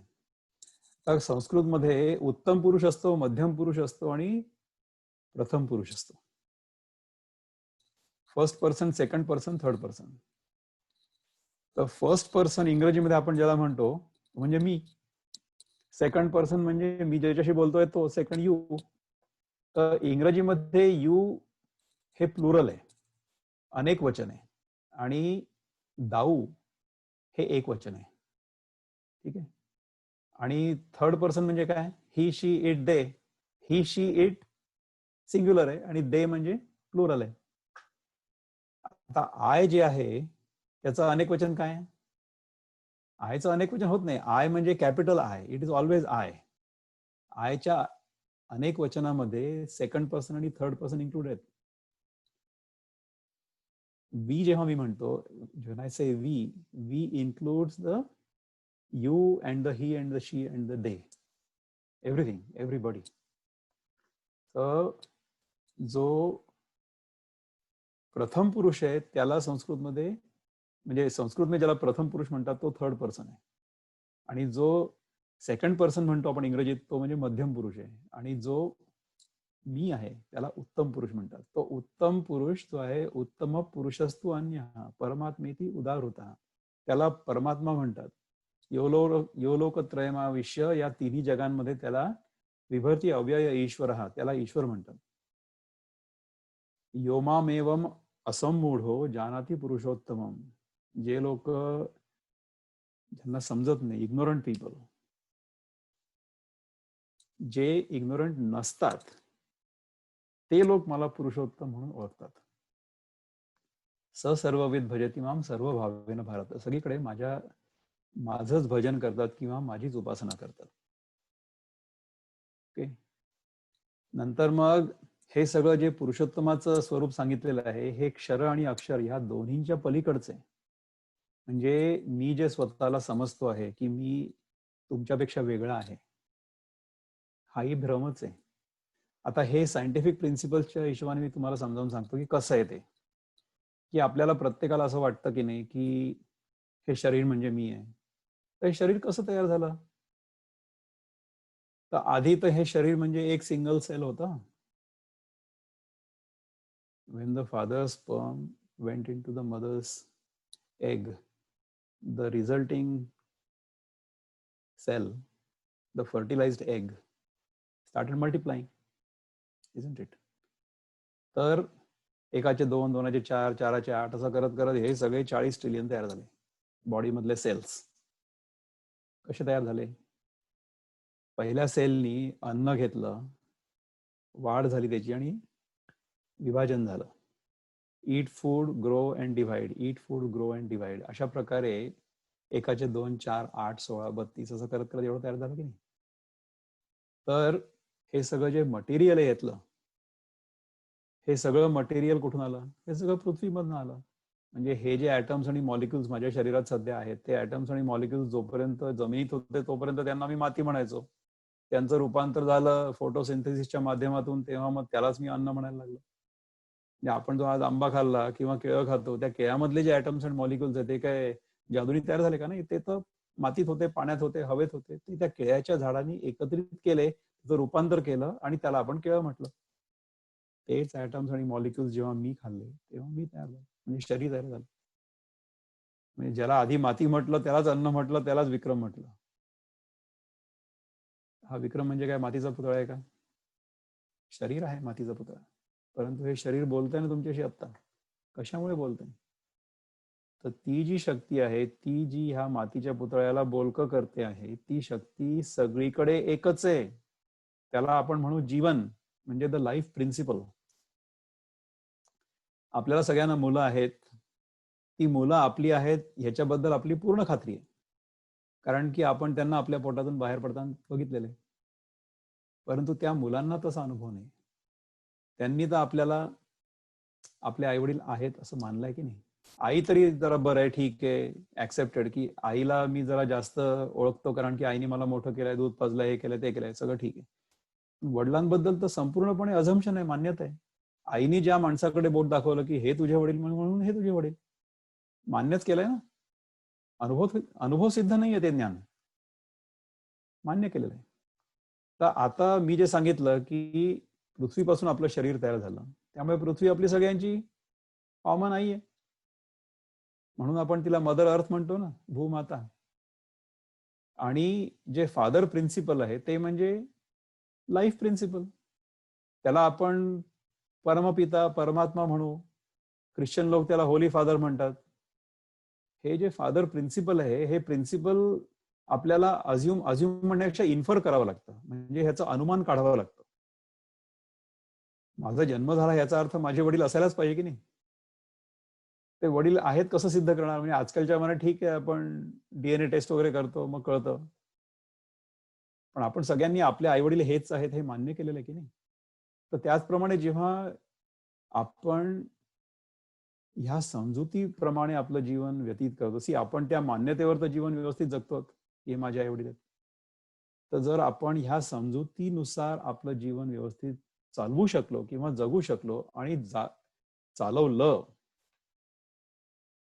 की ही पृथ्वी आपली सगळ्यांची आई आहे आणि हे वडील जे आहेत परमात्मा ते आपले सगळ्यांचे पिता आहेत, या नात्याने आपण सगळेजण एकमेकांची भावंड आहोत. म्हणून ज्ञानेश्वर म्हणतात भूता परस्परे पडो मैत्र जीवांचे. तर ही जेव्हा जाणीव आपल्या मनामध्ये पूर्णपणे रुजू होते, घट्ट बसते आपल्या आतमध्ये, तेव्हा आपण खऱ्या अर्थाने मनुष्य होतो. त्याच्या आधी आपण सगळ्यांना एकमेकांना वेगळे वेगळे समजत असतो आणि मग डार्विनच्या सिद्धांतानुसार चालत असतो, बळी तो कानपिळी. पण जर मला लक्षात आलं की इथे जी माणसं जमलेली आहेत ती सगळी माणसं माझी भावंड आहेत, तर त्यांच्याबद्दल माझ्या मनात स्वप्नात देखील वाईट विचार येईल का? नाही येऊ शकत. हे सांगतंय वेदांत. तर हे जेव्हा मला कळतं तेव्हा वेदांत माझ्या आतपर्यंत मुरलेला आहे असं आपल्याला समजायला हरकत नाही. हे समजायला करायची काय साधना, तर हे त्यांनी 5व्या श्लोकात सांगितलंय. निर्माण मोहा जितसंग दोषा अध्यात्म नित्या विनिवृत्त कामा द्वंद्वैर्विमुक्ता सुख दुःख संज्ञै गच्छन्त्यमूढा पदमव्ययं तत्. ही साधना आहे. निर्माण मोह म्हणजे मानाचा मोह, म्हणजे मान म्हणजे मेजरमेंट. आपण काय स्वतःला काल, वस्तू आणि देश, टाइम, स्पेस आणि ऑब्जेक्ट याच्यामध्ये डिफाईन केलेलं आहे आणि याच्यामध्ये आपण बंदिस्त पण केलेलं आहे. काल म्हणजे काय की या अमुक अमुक तारखेला माझा जन्म झाला होता, म्हणजे काय की त्याच्या आधी मी नव्हतो, हे मी अज्युम केलं, हे मी मान्य केलंय, गृहीत धरलंय. खरं आहे की नाही मला माहित नाही. माझं वजन 65 किलो आहे. अरे हा काय मातीचा पुतळा मी आहे का? ह्याच्या व्यतिरिक्त काहीच नाही आहे का वस्तू? आणि स्पेस, आकार 5 फूट 8 इंच उंची आहे आणि 2 फूट जाडी आहे. मी काय एवढाच का? ह्या 3 मध्ये जेव्हा मी स्वतःला बंदिस्त करतो तेव्हा मला मानाचा मोह झालेला आहे असं समजायचं. म्हणजे मी मला स्वतःला संकुचित समजलो, हा मोह. निर्माण मोह ह्याच्यातनं दूर व्हायचं, निर्माण मोह. आणि दुसऱ्या अर्थी आपण मराठीत मान म्हणजे इगो किंवा आपल्या लोकांनी खूप मान सन्मान करावा असं वाटतं की नाही प्रत्येकाला. गीतेमधल्या एका श्लोकामध्ये सांगितलंय भगवंताने की मान आणि अपमान ह्या दोन्ही गोष्टी सारख्या आहेत, ह्या दोन्हींच्या पलीकडे जायचं आपल्याला. तर निर्माण मोह, नंतर जितसंग दोष म्हणजे संग दोष जो आहे की ज्या गोष्टीमुळे संग दोष म्हणजे त्याच्याशी माझं अटॅचमेंट वाढेल, त्याच्यावर विजय प्राप्त करायचा आहे. आपल्या ज्या क्रेविंग्स असतात त्याच्या पलीकडे जायचंय. अध्यात्मनित्या म्हणजे constantly dwell on your own self, स्वतःच्या स्वरूपाचं चिंतन सारखं कर, जे आता आपण करतो आहोत. विनिवृत्त कामा म्हणजे कामना ज्या आहेत त्याच्यापासून निवृत्ती. ह्या सगळ्या विषयांवरनं 1-1 तासाचं भाषण होऊ शकतं. पण आता हे सगळं मी समरी म्हणून, सारांश म्हणून सांगतोय तुम्हाला, म्हणून हे सगळं घाईघाईत होतंय असं मला वाटतंय आणि झाल्यासारखं मला तुम्हालाही कदाचित वाटत असेल. परंतु याबद्दल जर आपल्याला जास्त विचार करायचा असेल किंवा हे खरंच समजून घ्यायचं असेल तर मी याच्यानंतर पुन्हा एकदा याला अवश्य तयार आहे. तर अध्यात्मनित्या विनिवृत्त कामा, नंतर द्वंद्वैर्विमुक्त. आपले सगळे जे अनुभव असतात ना ते द्वंद्वात्मक असतात. म्हणजे कसं असतं की सुख होतं तर दुःख होतं. दुःख झालं म्हणजे मग कळतं की सुख म्हणजे काय.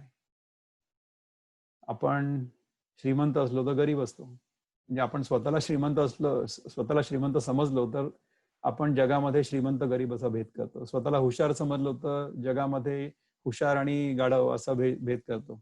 गाढव म्हणायला नको, कारण की गाढव पुष्कळ हुशार असतं. आपल्याला लक्षात आलं असेल, म्हणजे पुष्कळ लोकांना माहिती असेल की अनेक लोक जे असतात, जाऊ दे त्याच्याबद्दल पुढे बोलू नये आपण. तर मूर्ख आणि शहाणा असं म्हणू. आपण स्वतःला शहाणे समजत असलो तर लोकांना मूर्ख समजतो. प्रत्येकाला तसं वाटतं. तर ह्या अशा प्रकारची जी द्वंद्व असतात, द्वंद्वैर्विमुक्त, त्याच्यापासून पूर्णपणे मुक्ती. कोणालाही वाईट म्हणायचं नाही आणि लोकांमधले गुण जे असतात ते बघायचे, ते ग्रहण करायचे. त्यांचे दोष असतात ते सोडून द्यायचे. दोष आपल्यामध्ये काय कमी आहेत का? कासया दोष वाणू अनेकांचे, मज काय त्यांचे होणे असे, असं तुकाराम महाराज म्हणतात. लोकांमधले दोष कशाला मी बघू, माझ्यामध्ये काय कमी आहेत का? सो लोकांमधले दोष बघणं पूर्णपणे बंद.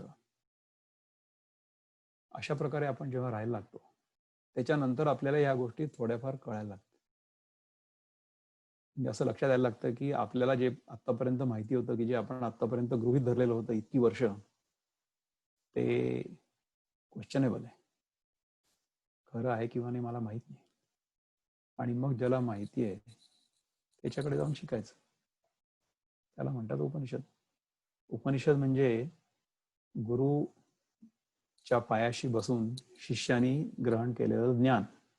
आणि जे उपनिषदातलं ज्ञान आहे ते ज्ञान तत्क्षणी व्हायला पाहिजे. आता मी ऐकलं, आता मी तुम्हाला काहीतरी सांगितलं, मग तुम्ही त्याचं रेकॉर्डिंग केलं किंवा त्याच्या नोट्स घेतल्या आणि नंतर मग आपण वाचून बघितलं, नंतर आपल्याला कळेल, असं नाही. आता जर लक्षपूर्वक ऐकलं तर आत्ताच्या आत्ता कळेल, असं व्हायला पाहिजे. जर आपण एकाग्रतेने ऐकत असू हे, तर मी जेव्हा बोलतोय, मी जेव्हा सांगतोय तेव्हाच्या तेव्हा ते कळू शकतं, कळायला पाहिजे. आणि तेच खरं ज्ञान असतं. कारण की ज्ञान हे तत्क्षणी व्हायला पाहिजे, तत्क्षणी, इन्स्टंटेनियसली. तर एवढं बोलून मी आता थांबतो. मी पुष्कळ वेळ बोललो. खरं तर मी इतका वेळ एका वेळेस बोलत नाही. तासभर झाला पहा मला बोलून. मलाच कळलं नाही की कसा वेळ गेला. परंतु मी आता इथे थांबवतो आणि ज्या गोष्टी समजल्या नसतील त्या गोष्टींबद्दल तुम्ही मला अवश्य विचारा. मी त्याच्याबद्दल थोडं जास्त समजावून सांगायला तयार आहे. आणि मग आपण हा कार्यक्रम पुढे घेऊन जाऊ.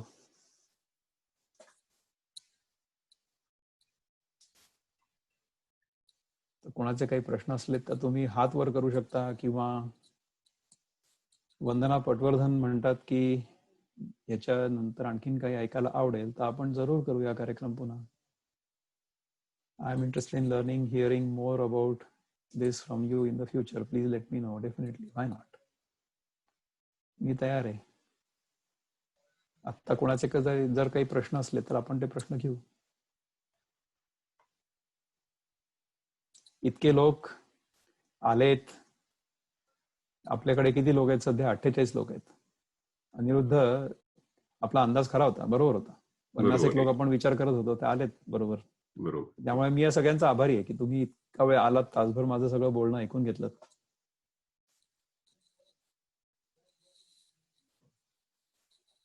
तर मी इतकं क्लिअरली सांगितलं की सगळ्यांना सगळं कळलं, की मी इतकं कन्फ्युज केलं सगळ्यांना की कोणाला काहीच कळलं नाही, त्यामुळे काहीच प्रश्न नाही, असं आहे का?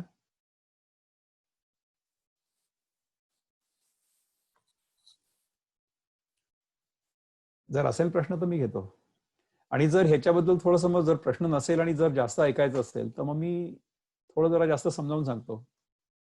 डॉक्टर साहेब, मला एक प्रश्न होता. प्रश्न म्हणण्यापेक्षा एक म्हणजे शंका होती. आपण आपण नेहमी प्रत्येक वेळेस अहम ब्रह्मासी म्हणतो, हा. बरोबर? म्हणजे मी ब्रह्म असं त्याचा म्हणजे मला कळालेला अर्थ आहे. तर तो ह्या गीतेचा ह्याच्यात तुम्ही कसा समजून सांगू शकाल? म्हणजे आता तुम्ही जसं म्हणालात की माती आणि आपल्या इनर मध्ये जेव्हा ते रेकॉर्ड होतं तेव्हा आपल्याला बाह्य स्वरूप दिसतं वगैरे, तर त्याच्याशीच हे निगडित आहे का अहम ब्रह्मासी म्हणजे? नाही, अहम ब्रह्मास्मी याचा लिटरल अर्थ जो आहे ना, की ब्रह्म म्हणजे जे ऑल एनकम्पासिंग आहे.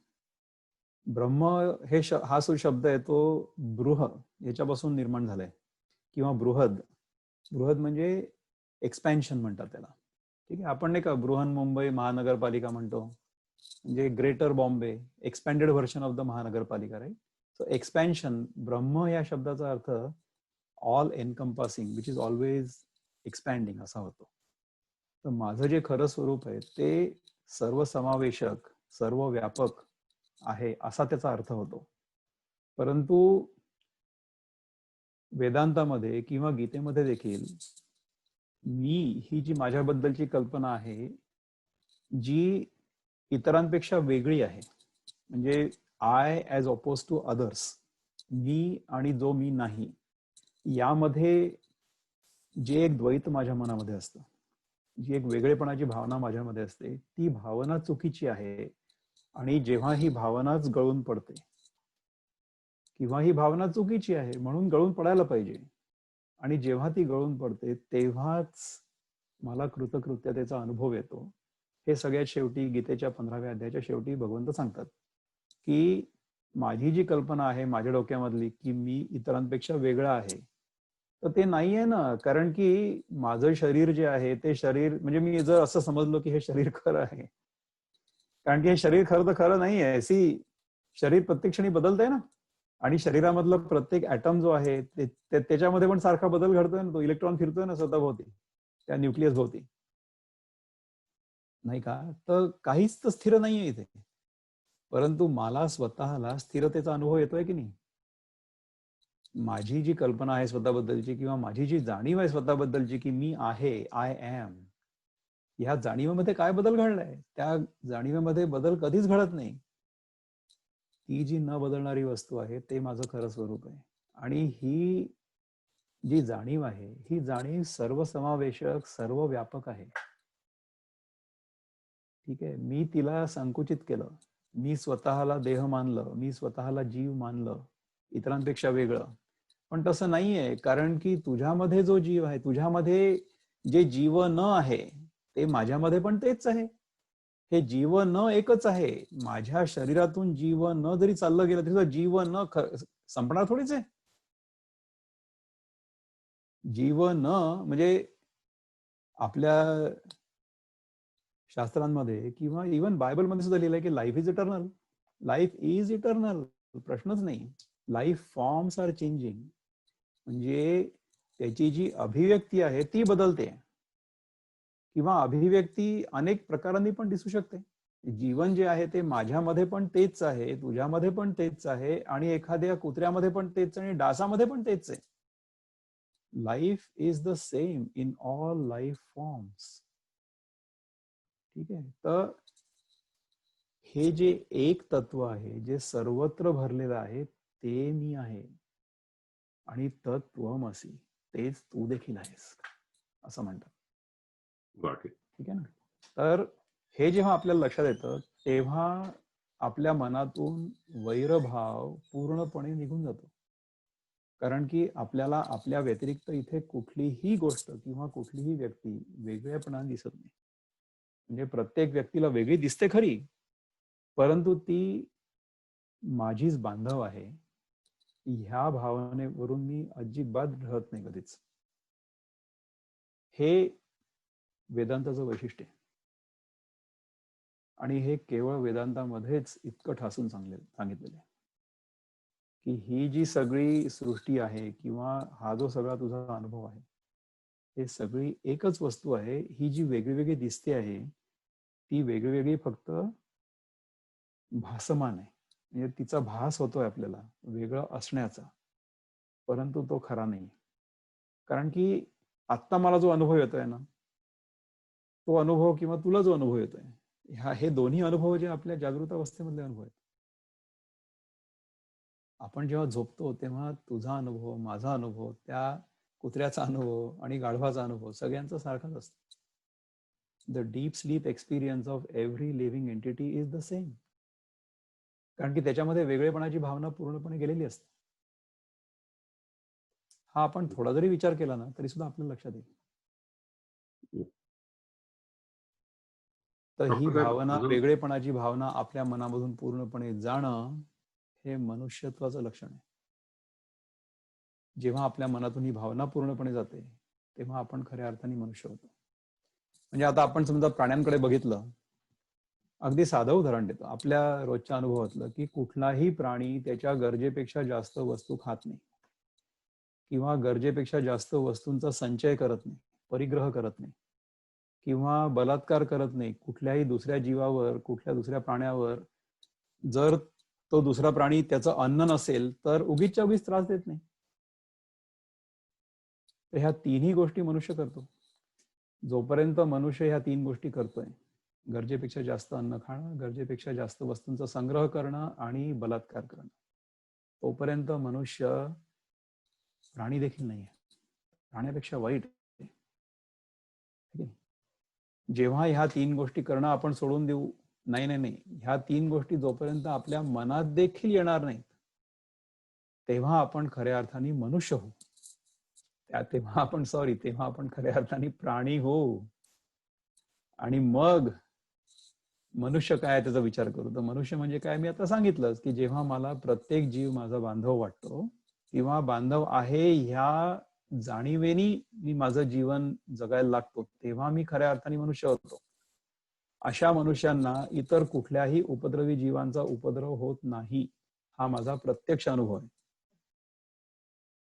तर आपल्या ऋषीमुनींच्या काळामध्ये जेव्हा हे ऋषीमुनी जंगलामध्ये राहायचे तेव्हा यांच्या काळामध्ये काय वाघ सिंह वगैरे नव्हते. यांना खात नव्हते. का नव्हते खात? त्यांना वाघ सिंहाची भीतीच नव्हती. तर जेव्हा एखादी व्यक्ती अशा प्रकारे सगळ्या जीवांना आपले बांधव आहेत ह्या भावनेनी जगते, तेव्हा कुठल्याही जीवाकडनं असल्या प्रकारच्या व्यक्तीला उपद्रव होत नाही. पटलं? पटलं. डॉक्टर साहेब, चॅट मध्ये अजून एक दोन प्रश्न आलेली आहेत. हा, सांग ना. तर त्याच्यात पहिला प्रश्न हा आहे की रजनी मावशी जोगळेकरांनी विचारलेलं आहे की why Bhagwant waited till chapter 15 to explain me. Why Bhagwant waited till chapter 15 to explain me? कारण की Arjun was not ready to listen to chapter 15. तर चॅप्टर 2 मध्ये जर त्याला सगळं समजून गेलं असतं तर याच्यानंतरची गीता सांगण्याची गरज नसती पडली ना. आपल्याला समजा सांगितलं आपल्या गुरूंनी की अरे बाबा तू आत्मा आहेस, तू अविनाशी आहेस, तू देह नाही आहेस, आपल्याला पटतं का? आपल्याला पटतं थोडीच. तर हे सगळ्या गोष्टी व्यवस्थित समजावून सांगाव्या लागतात की ठीक आहे, तू देहामध्ये आहेस ना, तुला असं वाटतं नाही की तू देह आहेस, तर ठीक आहे, मग या देहाने कर्मयोग कर. म्हणून कर्मयोग सांगितला 3, 4, 5. नंतर मग तो कर्मयोग कसा करायचा त्याच्यासाठी फोकस पाहिजे, त्याच्यासाठी साधना पाहिजे. म्हणून चॅप्टर 6 सांगितला, 6वा अध्याय ध्यान योग, अष्टांग योग, तो सांगितला. त्याच्यानंतर मग मला लक्षात आलं की हा, हे मी जे सगळं करतोय ना हे केवळ माझ्यामुळे होत नाहीये, मला दैवी शक्ती मदत करतायत. तर ही दैवी शक्ती म्हणजे काय, तिला मी ईश्वर समजायला लागतो, मग मी तिची उपासना करायला लागतो आणि मग त्या सगळ्या उपासनेचं शास्त्र, हे भक्ती योगाचं शास्त्र सगळं सांगितलेलं आहे, 7, 8, 9, 10, 11, 12. त्याच्यानंतर मग मी जेव्हा विचार करायला लागतो की अरे मी ज्या देवतेची उपासना करतोय ती देवता, तो कृष्ण, तो राम, तो गणपती, तो आहे कोण? त्याच्यानंतर मग 13, 14, 15 त्याच्यामध्ये ज्ञान सांगितलंय. इनफॅक्ट उपासनेचं जे पर्यावसन आहे ते तत्व जिज्ञासेमध्ये व्हायला पाहिजे. हे त्या भक्तीचं किंवा उपासनेचं फळ आहे. त्याची एक खूप सुंदर गोष्ट तुम्हाला सांगतो मी 1-2 मिनिटात.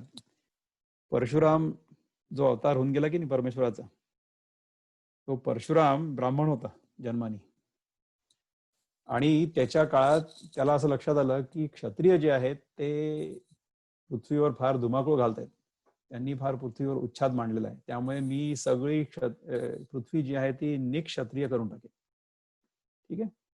21 वेळा त्यांनी पूर्ण पृथ्वी निक्षत्रिय केली. सगळ्या क्षत्रियांना मारून टाकलं. कसं मारलं? त्या परशुनी, म्हणजे ऍक्स, कुऱ्हाड असते ना त्यांनी. आता गंमत कशी पहा की क्षत्रिय या शब्दाचा अर्थ काय किंवा क्षत्रिय शब्दाची परिभाषा काय, डेफिनेशन. ज्या व्यक्तीच्या हातामध्ये शस्त्र आहे तो क्षत्रिय, रक्षण करणारा सगळ्यांचं. तर ज्या क्षणी परशुरामांनी शस्त्र घेतलं आपल्या हातामध्ये त्या क्षणी परशुराम ब्राह्मण राहिले का? ते स्वतः क्षत्रिय झाले. त्यांनी काय करायला पाहिजे? स्वतःची मान पहिले उडवायला पाहिजे. म्हणजे सगळा प्रश्न संपला ना. 21 वेळा क्षत्रिय निक्षत्रिय करण्याची काय गरज आहे? पृथ्वी हे केल्याबरोबर सगळी मी संपलो म्हणजे पृथ्वी संपली, राईट? संपलं असतं सगळं, पण नाही झालं. ठीक आहे, 21 वेळा केली निक्षत्रिय. 22व्या वेळी रामचंद्रांसोबत त्यांचं युद्ध झालं. प्रभू रामचंद्र रामासोबत युद्ध झालं, राईट? परशुरामाचं आणि रामाचं युद्ध. म्हणजे काय की विष्णूचा हा 6वा अवतार आणि हा 7वा अवतार. विष्णू 6.0 वर्सेस विष्णू 7.0. विष्णू 7.0 ओव्हर रोट विष्णू 6.0. आपलं नाही का iOS 10 सध्या सुरू आहे की 11 सुरू आहे. I don't know what iOS version we have right now. नवीन व्हर्जन आले की जुनी व्हर्जन इरेज होते, ओव्हर राईट होते. त्यामुळे ह्या रामाने परशुरामाला हरवलं. आता युद्धामध्ये हारलेला जो असतो माणूस तो काय होतो, त्याला नैराश्य येतं, फ्रस्ट्रेट होतो. मग तो कुठे जातो? मग म्हणतो आता जातो मी, आता संन्यास घेतो, हिमालयात जातो. ठीक आहे, गेला हिमालयात. हिमालयात गेल्यानंतर तिथे एक मस्त एक माणूस बसला होता, छान आनंदात बसला होता. कुठल्या तरी गावातला असेल. तर त्याच्या जवळ गेल्याबरोबर ह्या परशुरामाला इतक्या शांततेचा अनुभव आला की त्याला वाटलं की हे काय आहे काय. म्हणून त्यांनी ते विचारलं, महाराज हे क्या है, काय आहे? तो म्हणे की काय नाही, ब्रह्मानंद. ते म्हणे मी छान आहे, मस्त आहे. हे ब्रह्मानंद म्हणजे आहे काय? म्हणे मी तर गावठी मनुष्य आहे, ब्रह्मानंद म्हणजे काय मला माहित नाही. तू एक काम कर, तू जरा हुशार दिसतोय, तू जरा हुशार गुरुकडे जा, म्हणजे तो तुला समजावून सांगेल. ठीक आहे, कोणाकडे जाऊ? त्यामुळे तू असं कर, तू दत्तात्रेयांकडे जा. दत्तात्रय म्हणजे गुरु, दत्त गुरु. तर ठीक आहे, हे दत्तात्रेयांकडे गेले आणि मग दत्तात्रेयांना विचारलं. म्हणे की हे पहा, हा जो माणूस आहे ना, हा मला सांगतोय की हे ब्रह्मानंद नावाची काहीतरी वस्तू आहे, काय आहे जरा मला शिकवा. आता म्हणे की हे असं थोडीच मी तुला सांगितलं ना तुला कळलं असं होईल, जरा काहीतरी उपासना साधना करावी लागेल, तेव्हा आता कळेल ना तुला. होमवर्क. मग आता होमवर्क काय दिलं? तर आता नदीपाशी उभे होते दोघ जण. नदीच्या शेजारी एक दगड होता, तो दगड उचलला त्यांनी आणि त्या परशुरामाच्या हातात टिकवला आणि म्हटलं की हा दगड नाही बरं का, ही त्रिपुरा देवी आहे. अच्छा, त्रिपुरा देवी, ठीक आहे, तुम्ही म्हणता तर मी मान्य करतो. आता काय करू? तर म्हणे तू एक काम कर, ह्या त्रिपुरा देवीची पूजा कर रोज. म्हणजे काय कर, हिला छान मस्त गरम पाण्याने आंघोळ घाल, तिला छान रेशमी वस्त्र घाल, मग एका मऊ गादीवर झोपव. पण तू मात्र थंड पाण्याने आंघोळ करायची का, आणि तू उपास करायचा. हिला छान नैवेद्य, पंचपक्वानांचा नैवेद्य तयार करून घाल, पण तू उपास करायचा आणि तू खालती जमिनीवर झोपायचं, गादीवर नाही झोपायचं. असं करायचं. किती दिवस करू? 12 वर्ष कर म्हणे. 12 वर्ष. 12 वर्ष? हो, 12 वर्ष कर ना. ठीक आहे म्हणे, करतो 12 वर्ष. असं करत करत करत करत त्या परशुरामांनी 12 वर्ष केलं हे तप. त्याला तप म्हणतात ना, 12 वर्षाला एक तप म्हणतात. So he did this whole तप, उपासना. इतके दिवस केली त्यांनी छान. नंतर मग काही झालं नाही, काहीच झालं नाही. ते दगड काय बदलणार आहे? दगड तर दगडच आहे. तिथे काही चमत्कार, हिंदी सिनेमातल्या चमत्कारांचा चमत्कार थोडीच होतो. ते झाल्यानंतर मग त्याच्या डोक्यात आलं की अरे काय मी 12 वर्ष वाया घालवली, त्रिपुरा देवी आहे तरी काय, आता दगडच दिसतं मला, त्रिपुरा देवी काय गोष्ट आहे. म्हणून मग ते परत गेले दत्तात्रयांकडे. दत्तात्रयांना म्हणाले की गुरुदेव, तुम्ही मला ही सगळी उपासना सांगितली, साधना सांगितली, केली खरी मी, पण ही त्रिपुरा देवी आहे कोण? मी 12 वर्ष वाया गेली, म्हणजे मला काही कळलं नाही. दत्तगुरु म्हणाले की हे बघ परशुरामा, तुझी 12 वर्ष अजिबात वाया गेली नाही. तुझ्या मनात ही जी जिज्ञासा जागृत झाली की ही त्रिपुरा देवी आहे कोण, ही जिज्ञासा जागृत होणं हे त्या उपासनेचं फळ आहे. त्यामुळे जेव्हा आपण कर्म करतो तेव्हा कर्माने आपलं चित्त शुद्ध होतं आणि उपासनेमुळे आपलं मन एकाग्र होतं आणि तत्वचिंतनात लागतं. ते उपासनेचं फळ असतं. आणि जेव्हा आपण हे तत्वचिंतन सुरू करतो तेव्हा हा 13वा, 14वा, 15वा अध्याय सुरू होतो. आणि मग 15वा अध्यायामध्ये आल्यानंतर मग आपण हे सगळं शिकण्यासाठी तयार होतो. मग जेव्हा भगवंत आपल्याला ते सांगतात तेव्हा ते आपल्याला कळतं. तर इतका वेळ का बरं लावला भगवंतांनी हे सांगण्यासाठी, त्याचं उत्तर हे आहे की आपण तयार नव्हतो म्हणून. तर तयारी करा. नंतर I have a question as follows. 9th chapter relates to Raja Yoga. 15th chapter relates to which yoga? Purushottam योग त्याला म्हणतात. पुरुषोत्तम योगो नाम पंचदशोध्याय असं म्हणतात ना शेवटी. हा पुरुषोत्तम योग म्हणजे काय की जो मी उत्तम पुरुष आहे, फर्स्ट पर्सन, त्याच्याबद्दल ह्याच्यामध्ये सांगितलेलं आहे, त्याच्यासाठी याला पुरुषोत्तम योग म्हणतात. ठीक आहे.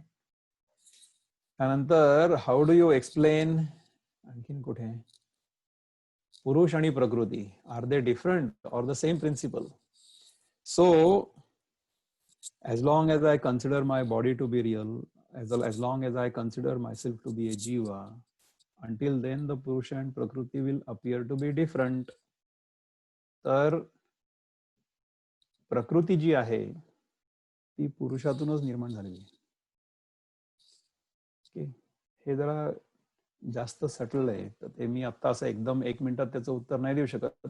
परंतु हे जे विचारलंय ते खरं आहे की पुरुष आणि प्रकृती दिसायला जरी वेगळे असले तरी सुद्धा ते एकच आहेत. म्हणजे आता आपण क्षर आणि अक्षर म्हटलं की नाही, तर आता ह्याचं एक उदाहरण देतो की आपली जी एकमेकांकडे बघण्याची दृष्टी असते की नाही, ती समुद्रावरची एक लाट दुसऱ्या लाटेकडे कशी बघेल तशी असते.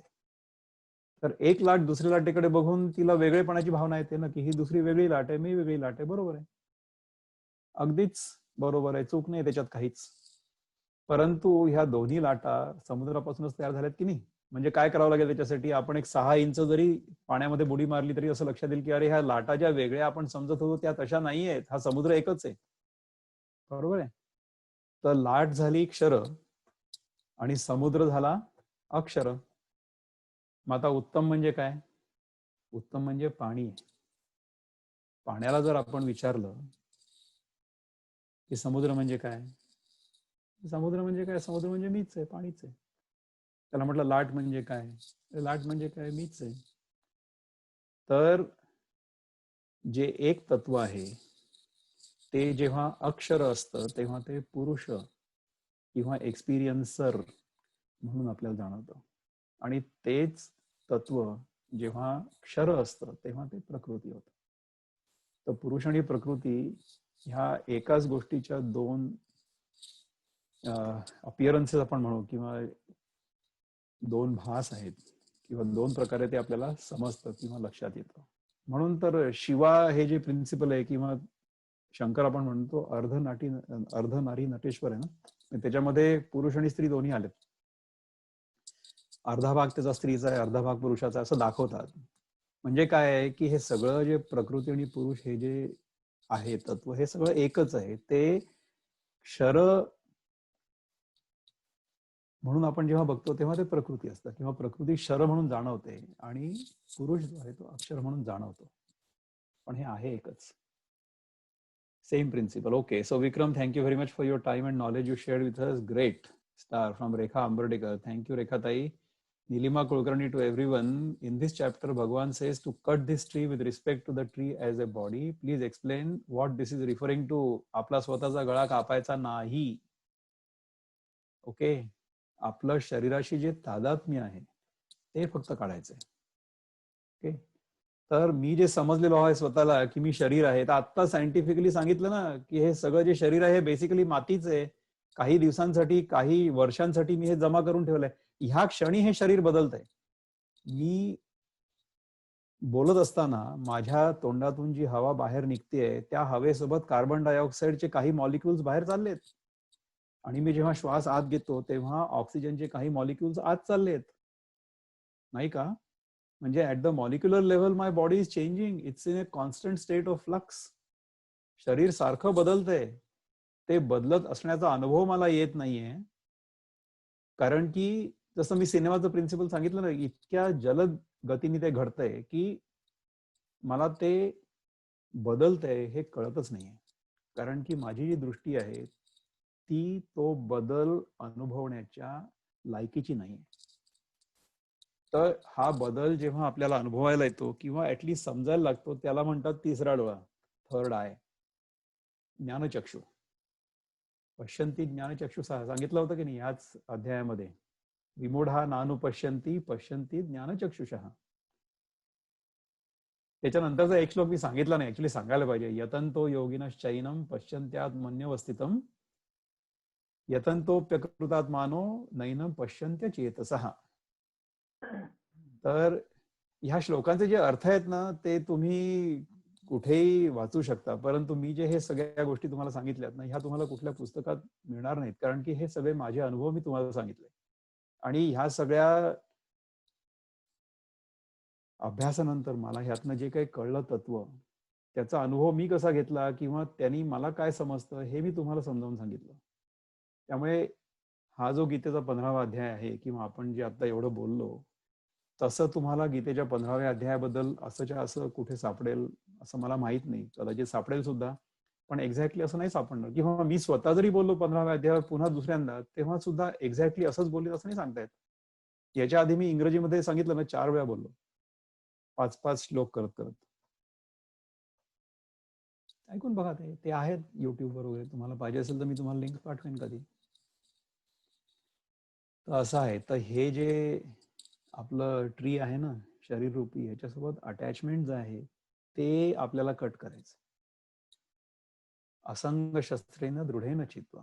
असंग शस्त्रेन म्हणजे नॉन अटॅचमेंट. असंग म्हणजे नॉन अटॅचमेंट, अनासक्ती. अनासक्तीच्या शस्त्रांनी ह्याचं छेदन करायचंय. म्हणजे माझी जी आसक्ती आहे माझ्या शरीराबद्दल, याच्याबद्दल एक छोटीशी गोष्ट सांगतो, म्हणजे तुम्हाला गंमत वाटेल की मी जे नाही आहे ते मी जेव्हा स्वतःला आहे असं समजतो त्याला म्हणतात माया, आणि मी माझं जे नाहीये ते माझं आहे असं मी जेव्हा समजतो तेव्हा त्याला म्हणतात ममता. आता मी समजावून सांगितलं की हे शरीर म्हणजे आपलं नाहीच आहे ना, की आपल्या शरीरातलं प्रत्येक ॲटम आणि मॉलिक्यूल ह्या पृथ्वीमध्ये आधीपासूनच होता, अनादी काळापासून आहे, राईट? तर मी तर काही दिवसांपुरती माती जमा केली आहे, माझ्या भोवती जमा केली आहे, आणि त्याच्यातनं मी अनुभव घेतोय आयुष्याचा. तर हे माझं नाहीच आहे, पण हे माझं आहे असं जेव्हा मी म्हणायला लागतो तेव्हा त्याला म्हणतात ममता. तर ही ममता केवळ कुठल्या राज्याची मुख्यमंत्री नसून ही सगळ्यांच्या डोक्यात बसलेली आहे. तर ही जेव्हा आपल्या डोक्यातनं निघून जाते तेव्हा आपल्याला स्वातंत्र्य मिळतं.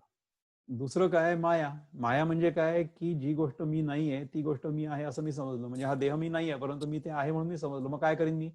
मी माझ्याच देहाचे माझ्या जिवंतपणी पुतळे उभे करीन आणि त्याला मी स्वतःच हार घालीन. याला म्हणतात माया. तर ही अशी माया जी आहे ती एका कुठल्या तरी प्रदेशाची मुख्यमंत्री नसून ही सगळ्यांच्या डोक्यात भरलेली. त्या माया आणि ममता जोपर्यंत आपल्या डोक्यात भरलेल्या आहेत ना तोपर्यंत आपल्याला आयुष्याचा अनुभव येणारच नाही. तर ह्या जोपर्यंत आपण आपल्या डोक्यातनं काढून टाकत नाही तोपर्यंत आपल्याला पुढे जाता येणार नाही. तोपर्यंत आपण त्याच्यातच अडकलेलो राहू, असं होईल. तो आणखीन नाईस डिस्कोर्स आणि eloquent presentation. Thank you for this opportunity. Can I unmute and ask a question? Priya Silotri, please do. मी त्याची वाट बघतोय मगापासून की कोणीतरी अनम्यूट करेल आणि काहीतरी प्रश्न विचारेल. प्रिया, गो हेड प्लीज. मला एवढंच म्हणायचं की तुम्ही म्हणता की ती अनासक्ती. थोडं जोराने, मला ऐकू येत नाहीये प्रिया. आता येतंय ऐकू? आता ऐकू येतंय. गो हेड.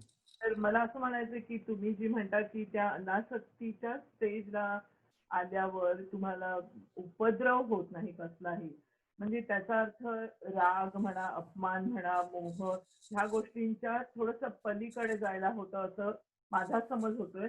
पण तसं म्हटलं तर आपल्या पुराणामध्ये ह्याच्यामध्ये प्रत्येक ठिकाणी राग किंवा अपमान ही गोष्ट देवादिकांना किंवा संतांना सुद्धा दाखवलेली आहे. तर हे कसं काय? म्हणजे कृष्ण हा सुद्धा देवाचंच आपण रूप मानतो नाही का? म्हणजे तो जर हे एक्सप्लेन करतो आहे, तर हे म्हणजे हे थोडं मला कन्फ्युजिंग होतंय मग. जोपर्यंत आपण स्वतःला इतरांपेक्षा वेगळे समजत असतो तोपर्यंत मान आणि अपमान होतात. देव, संत हे लोक देखील जोपर्यंत स्वतःला इतरांपेक्षा वेगळे समजत असतात तोपर्यंत मान अपमान होतात. जेव्हा मला लक्षात येतं की इथे दुसरी व्यक्ती कोणी नाहीच आहे, इथे सगळीकडे मीच भरलेलो आहे, सगळीकडे सर्वत्र सर्वस्य चाहम हृदय सन्निविष्टो, हे जेव्हा मला लक्षात येतं त्याच्यानंतर मान आणि अपमान कसा होईल. आणि दुसरं म्हणजे आसक्ती का बरं उरत नाही हे सांगतो. जर आपल्याला कळलं की एखादी वस्तू खरी नाहीच आहे, ही मिथ्या आहे, हा फक्त भास आहे, हे अपिअरन्स आहे, तर त्याची आसक्ती होईल का? आता आपण जेव्हा आरशात बघतो तेव्हा आरशामध्ये मला स्वतःचं चित्र दिसतं, म्हणजे प्रतिबिंब दिसतं. तर प्रतिबिंब त्याच्याबद्दल माझ्या मनामध्ये कुठल्याही प्रकारची आसक्ती असेल का? किंवा जो भास असतो, मी मगाशी सांगितलं की रेनबो म्हणजे इंद्रधनुष्य सुंदर दिसतं, परंतु त्याच्याबद्दल आसक्ती आहे का? काहीच नाही. एन्जॉयबल आहे, म्हणजे त्याचा आपण आनंद उपभोगू, आनंद आनंद होईल तो बघून, खूप छान वाटेल. इंद्रधनुष्य किती सुंदर दिसतं, आकाश निळं किती सुंदर दिसतं, परंतु ते थोडस त्याचा तुकडा आपल्यासोबत घरी घेऊन जावा अशी आसक्ती कधीच नसते, कारण की तो भास आहे हे कळतं आपल्याला. तर त्याचप्रमाणे हे सगळं जे दृश्य जग आहे ते सगळं भासमान आहे आणि ते सगळं दर क्षणी बदलतंय. त्याला आपण सत्य मानतो तोपर्यंत आपल्या मनात त्याच्याबद्दल आसक्ती असते. जेव्हा आपण त्याला सत्य मानणं सोडून देतो त्या क्षणी आसक्ती गळून पडते, त्या क्षणी गळून पडते, पडायलाच पाहिजे ना. तर ह्याच्यासाठी अध्यात्मनित्य सांगितलंय. म्हणजे हे जे चिंतन आहे हे सारखं सुरू पाहिजे की ठीक आहे, तुम्ही द्वैताच्या दुनियेत राहतात तेव्हा तुम्ही द्वैताच्या नियमांप्रमाणे, व्यवहाराच्या नियमांप्रमाणे राहाल. अमेरिकेत आहात, अमेरिकन लोकांसारखं राहा. भारतात आहात, भारतात लोकांसारखं राहा. पुरुष आहात, पुरुषासारखं राहा. स्त्रियांच्या प्रसाधनगृहात जाऊ नका. ह्या सगळ्या गोष्टी आपण करू की नाही, ह्या व्यवहारातल्या गोष्टी आहेत. परंतु ह्या करत असताना, द्वैताचा अनुभव घेत असताना देखील अद्वैताची हानी व्हायला नको, हे याचं प्रयोजन आहे. गीतेमध्ये असं कधीच सांगितलेलं नाही की तुम्ही तुमचं कर्म करू नका, नोकरी करू नका, किंवा नोकरी करा आणि पैसे घेऊ नका. असं थोडीच आहे कर्मण्येव अधिकार असते मा फलेषु कदाचन. याचा अर्थ हा थोडीच होतो की आपण नोकरी करायला जाऊन पैसे घेणार नाही. पगार घेणार, अवश्य घेणार, जास्त घेऊ, परंतु त्याच्याबद्दल आसक्ती नको. मला रजनीताई विचारतात की are you available 2 weeks from today? Yes, of course, why not, we will do it. Asha Vanmali, Sudhir काका, beautifully elucidated, Vikram, thanks. I look forward to the next presentation. Absolutely, why not? Thank you. तर आता किती वाजलेत आपले इथे? 5 तर वाजलेत एक्झॅक्टली. आपला 3:30 ते 5 वेळ होता, त्यामुळे चांगला गेला आपला वेळ. तुम्ही मला इथे बोलावलं त्याच्याबद्दल आभारी आहे पुन्हा एकदा. आणि जर तुमची इच्छा असेल तर मी पुन्हा येईन आणि आपण ह्याच्याबद्दल थोडंसं बोलू. आणि मला जर तुम्हाला याच्यानंतर फोन करा, विजय केरे देसाई, त्यांना एक प्रश्न विचारायचा आहे. तुम्ही एक काम करा, तुम्ही स्वतःला अनम्यूट करा आणि मग बोला. आता बोला अनिरुद्ध, प्लीज. हा हॅलो, सांगा. नमस्कार, छान वाटलं, बोला.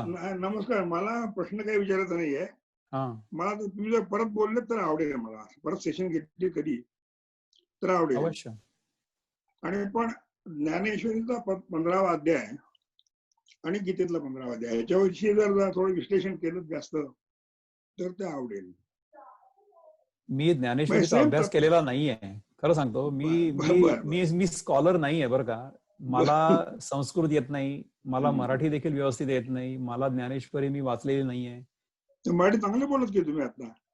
आणि ज्ञानेश्वरीमध्ये ज्ञानेश्वरांनी 15व्या अध्यायाचं निरूपण कसं केलेलं आहे त्याच्याबद्दल मी अभ्यास केलेला नाही. मी याचा विचार स्वतःच्या अनुभवाला धरून किंवा माझ्या अनुभवातनं मी हे कसं बघतो ह्या दृष्टीने केलेलं आहे. आणि त्याच्यातून मला जे कळलं ते मी तुम्हाला सांगितलं. त्यामुळे मला कुठलीही गोष्ट आठवण्याची किंवा कुठलं पुस्तक रिफर करण्याची वगैरे गरज पडली नाही. बरं 15वा अध्याय मला माझ्या मनात नेहमी मागे सुरू असतो. नाही पटलं बरोबर. 15 अध्याय मी देखील रोज म्हणतो, कळलं का? पण त्याचा अर्थ जो आहे ना तो समजून घेऊन आणि त्या प्रकारे जर आपलं जीवन आपण जगलो, म्हणजे माझी खात्री आहे की तुम्ही जगत असाल तर त्याच्याने आपला दृष्टिकोन जो असतो जीवनाबद्दलचा तो बदलतो. बरोबर. प्रयत्न तसा चालू असतो. पण माऊली काय म्हणतात ना, मिळालं असतं ऐकायला तर बरं झालं असतं, असं एवढं, बाकी काही नाही. ठीक आहे. तुमचा जर असेल त्याच्याबद्दल अभ्यास तर तुम्ही सांगा ना, मला सुद्धा ऐकायला आवडेल. कारण की मी अभ्यास नाहीये. ज्यांना वाटलं पण परत तुमचं म्हणून ऐकायला आवडेल. आणखी विस्तृतपणे बोललं तर ऐकायला आवडेल. अवश्य. चांगलं झालं. नमस्कार. नमस्कार. रजनीताई तुम्ही काहीतरी बोलले का आता? हा, मी नवऱ्याशी बोलत होते, पण तुला सांगते 3:30ला 2 आठवड्यांनी चालेल का? चालेल ना, अवश्य. Okay, so let's do it. ज्याच्या डोक्यात थोडं फ्रेश आहे तोपर्यंत. कारण आणखीन थांबलो तर म्हणजे उगीच परत मागे जायला लागेल. हरकत नाही. ओके, सो मला इथे बोलावलं त्याच्याबद्दल सगळ्यांचा आभार. Oh, you're most welcome. ठीक आहे. नमस्कार. So same place, same time in 2 weeks. या. चालेल. आणि धन्यवाद डॉक्टर विक्रम, तुमचे खूप खूप आभार. खूपच सुंदर विश्लेषण करून सांगितलं आणि म्हणजे अगदी सोप्या भाषेत गीता सांगितली. म्हणजे मी पण 15वा अध्याय ऐकलेला होता, पण एवढ्या सोप्या भाषेत आणि समजेल असं मी पहिल्यांदाच ऐकलं. So thank you so much. And definitely जसे सगळेजण म्हणतायत तसं we are looking forward to have another session आणि another wonderful talk from you. Thank you so much. नमस्कार.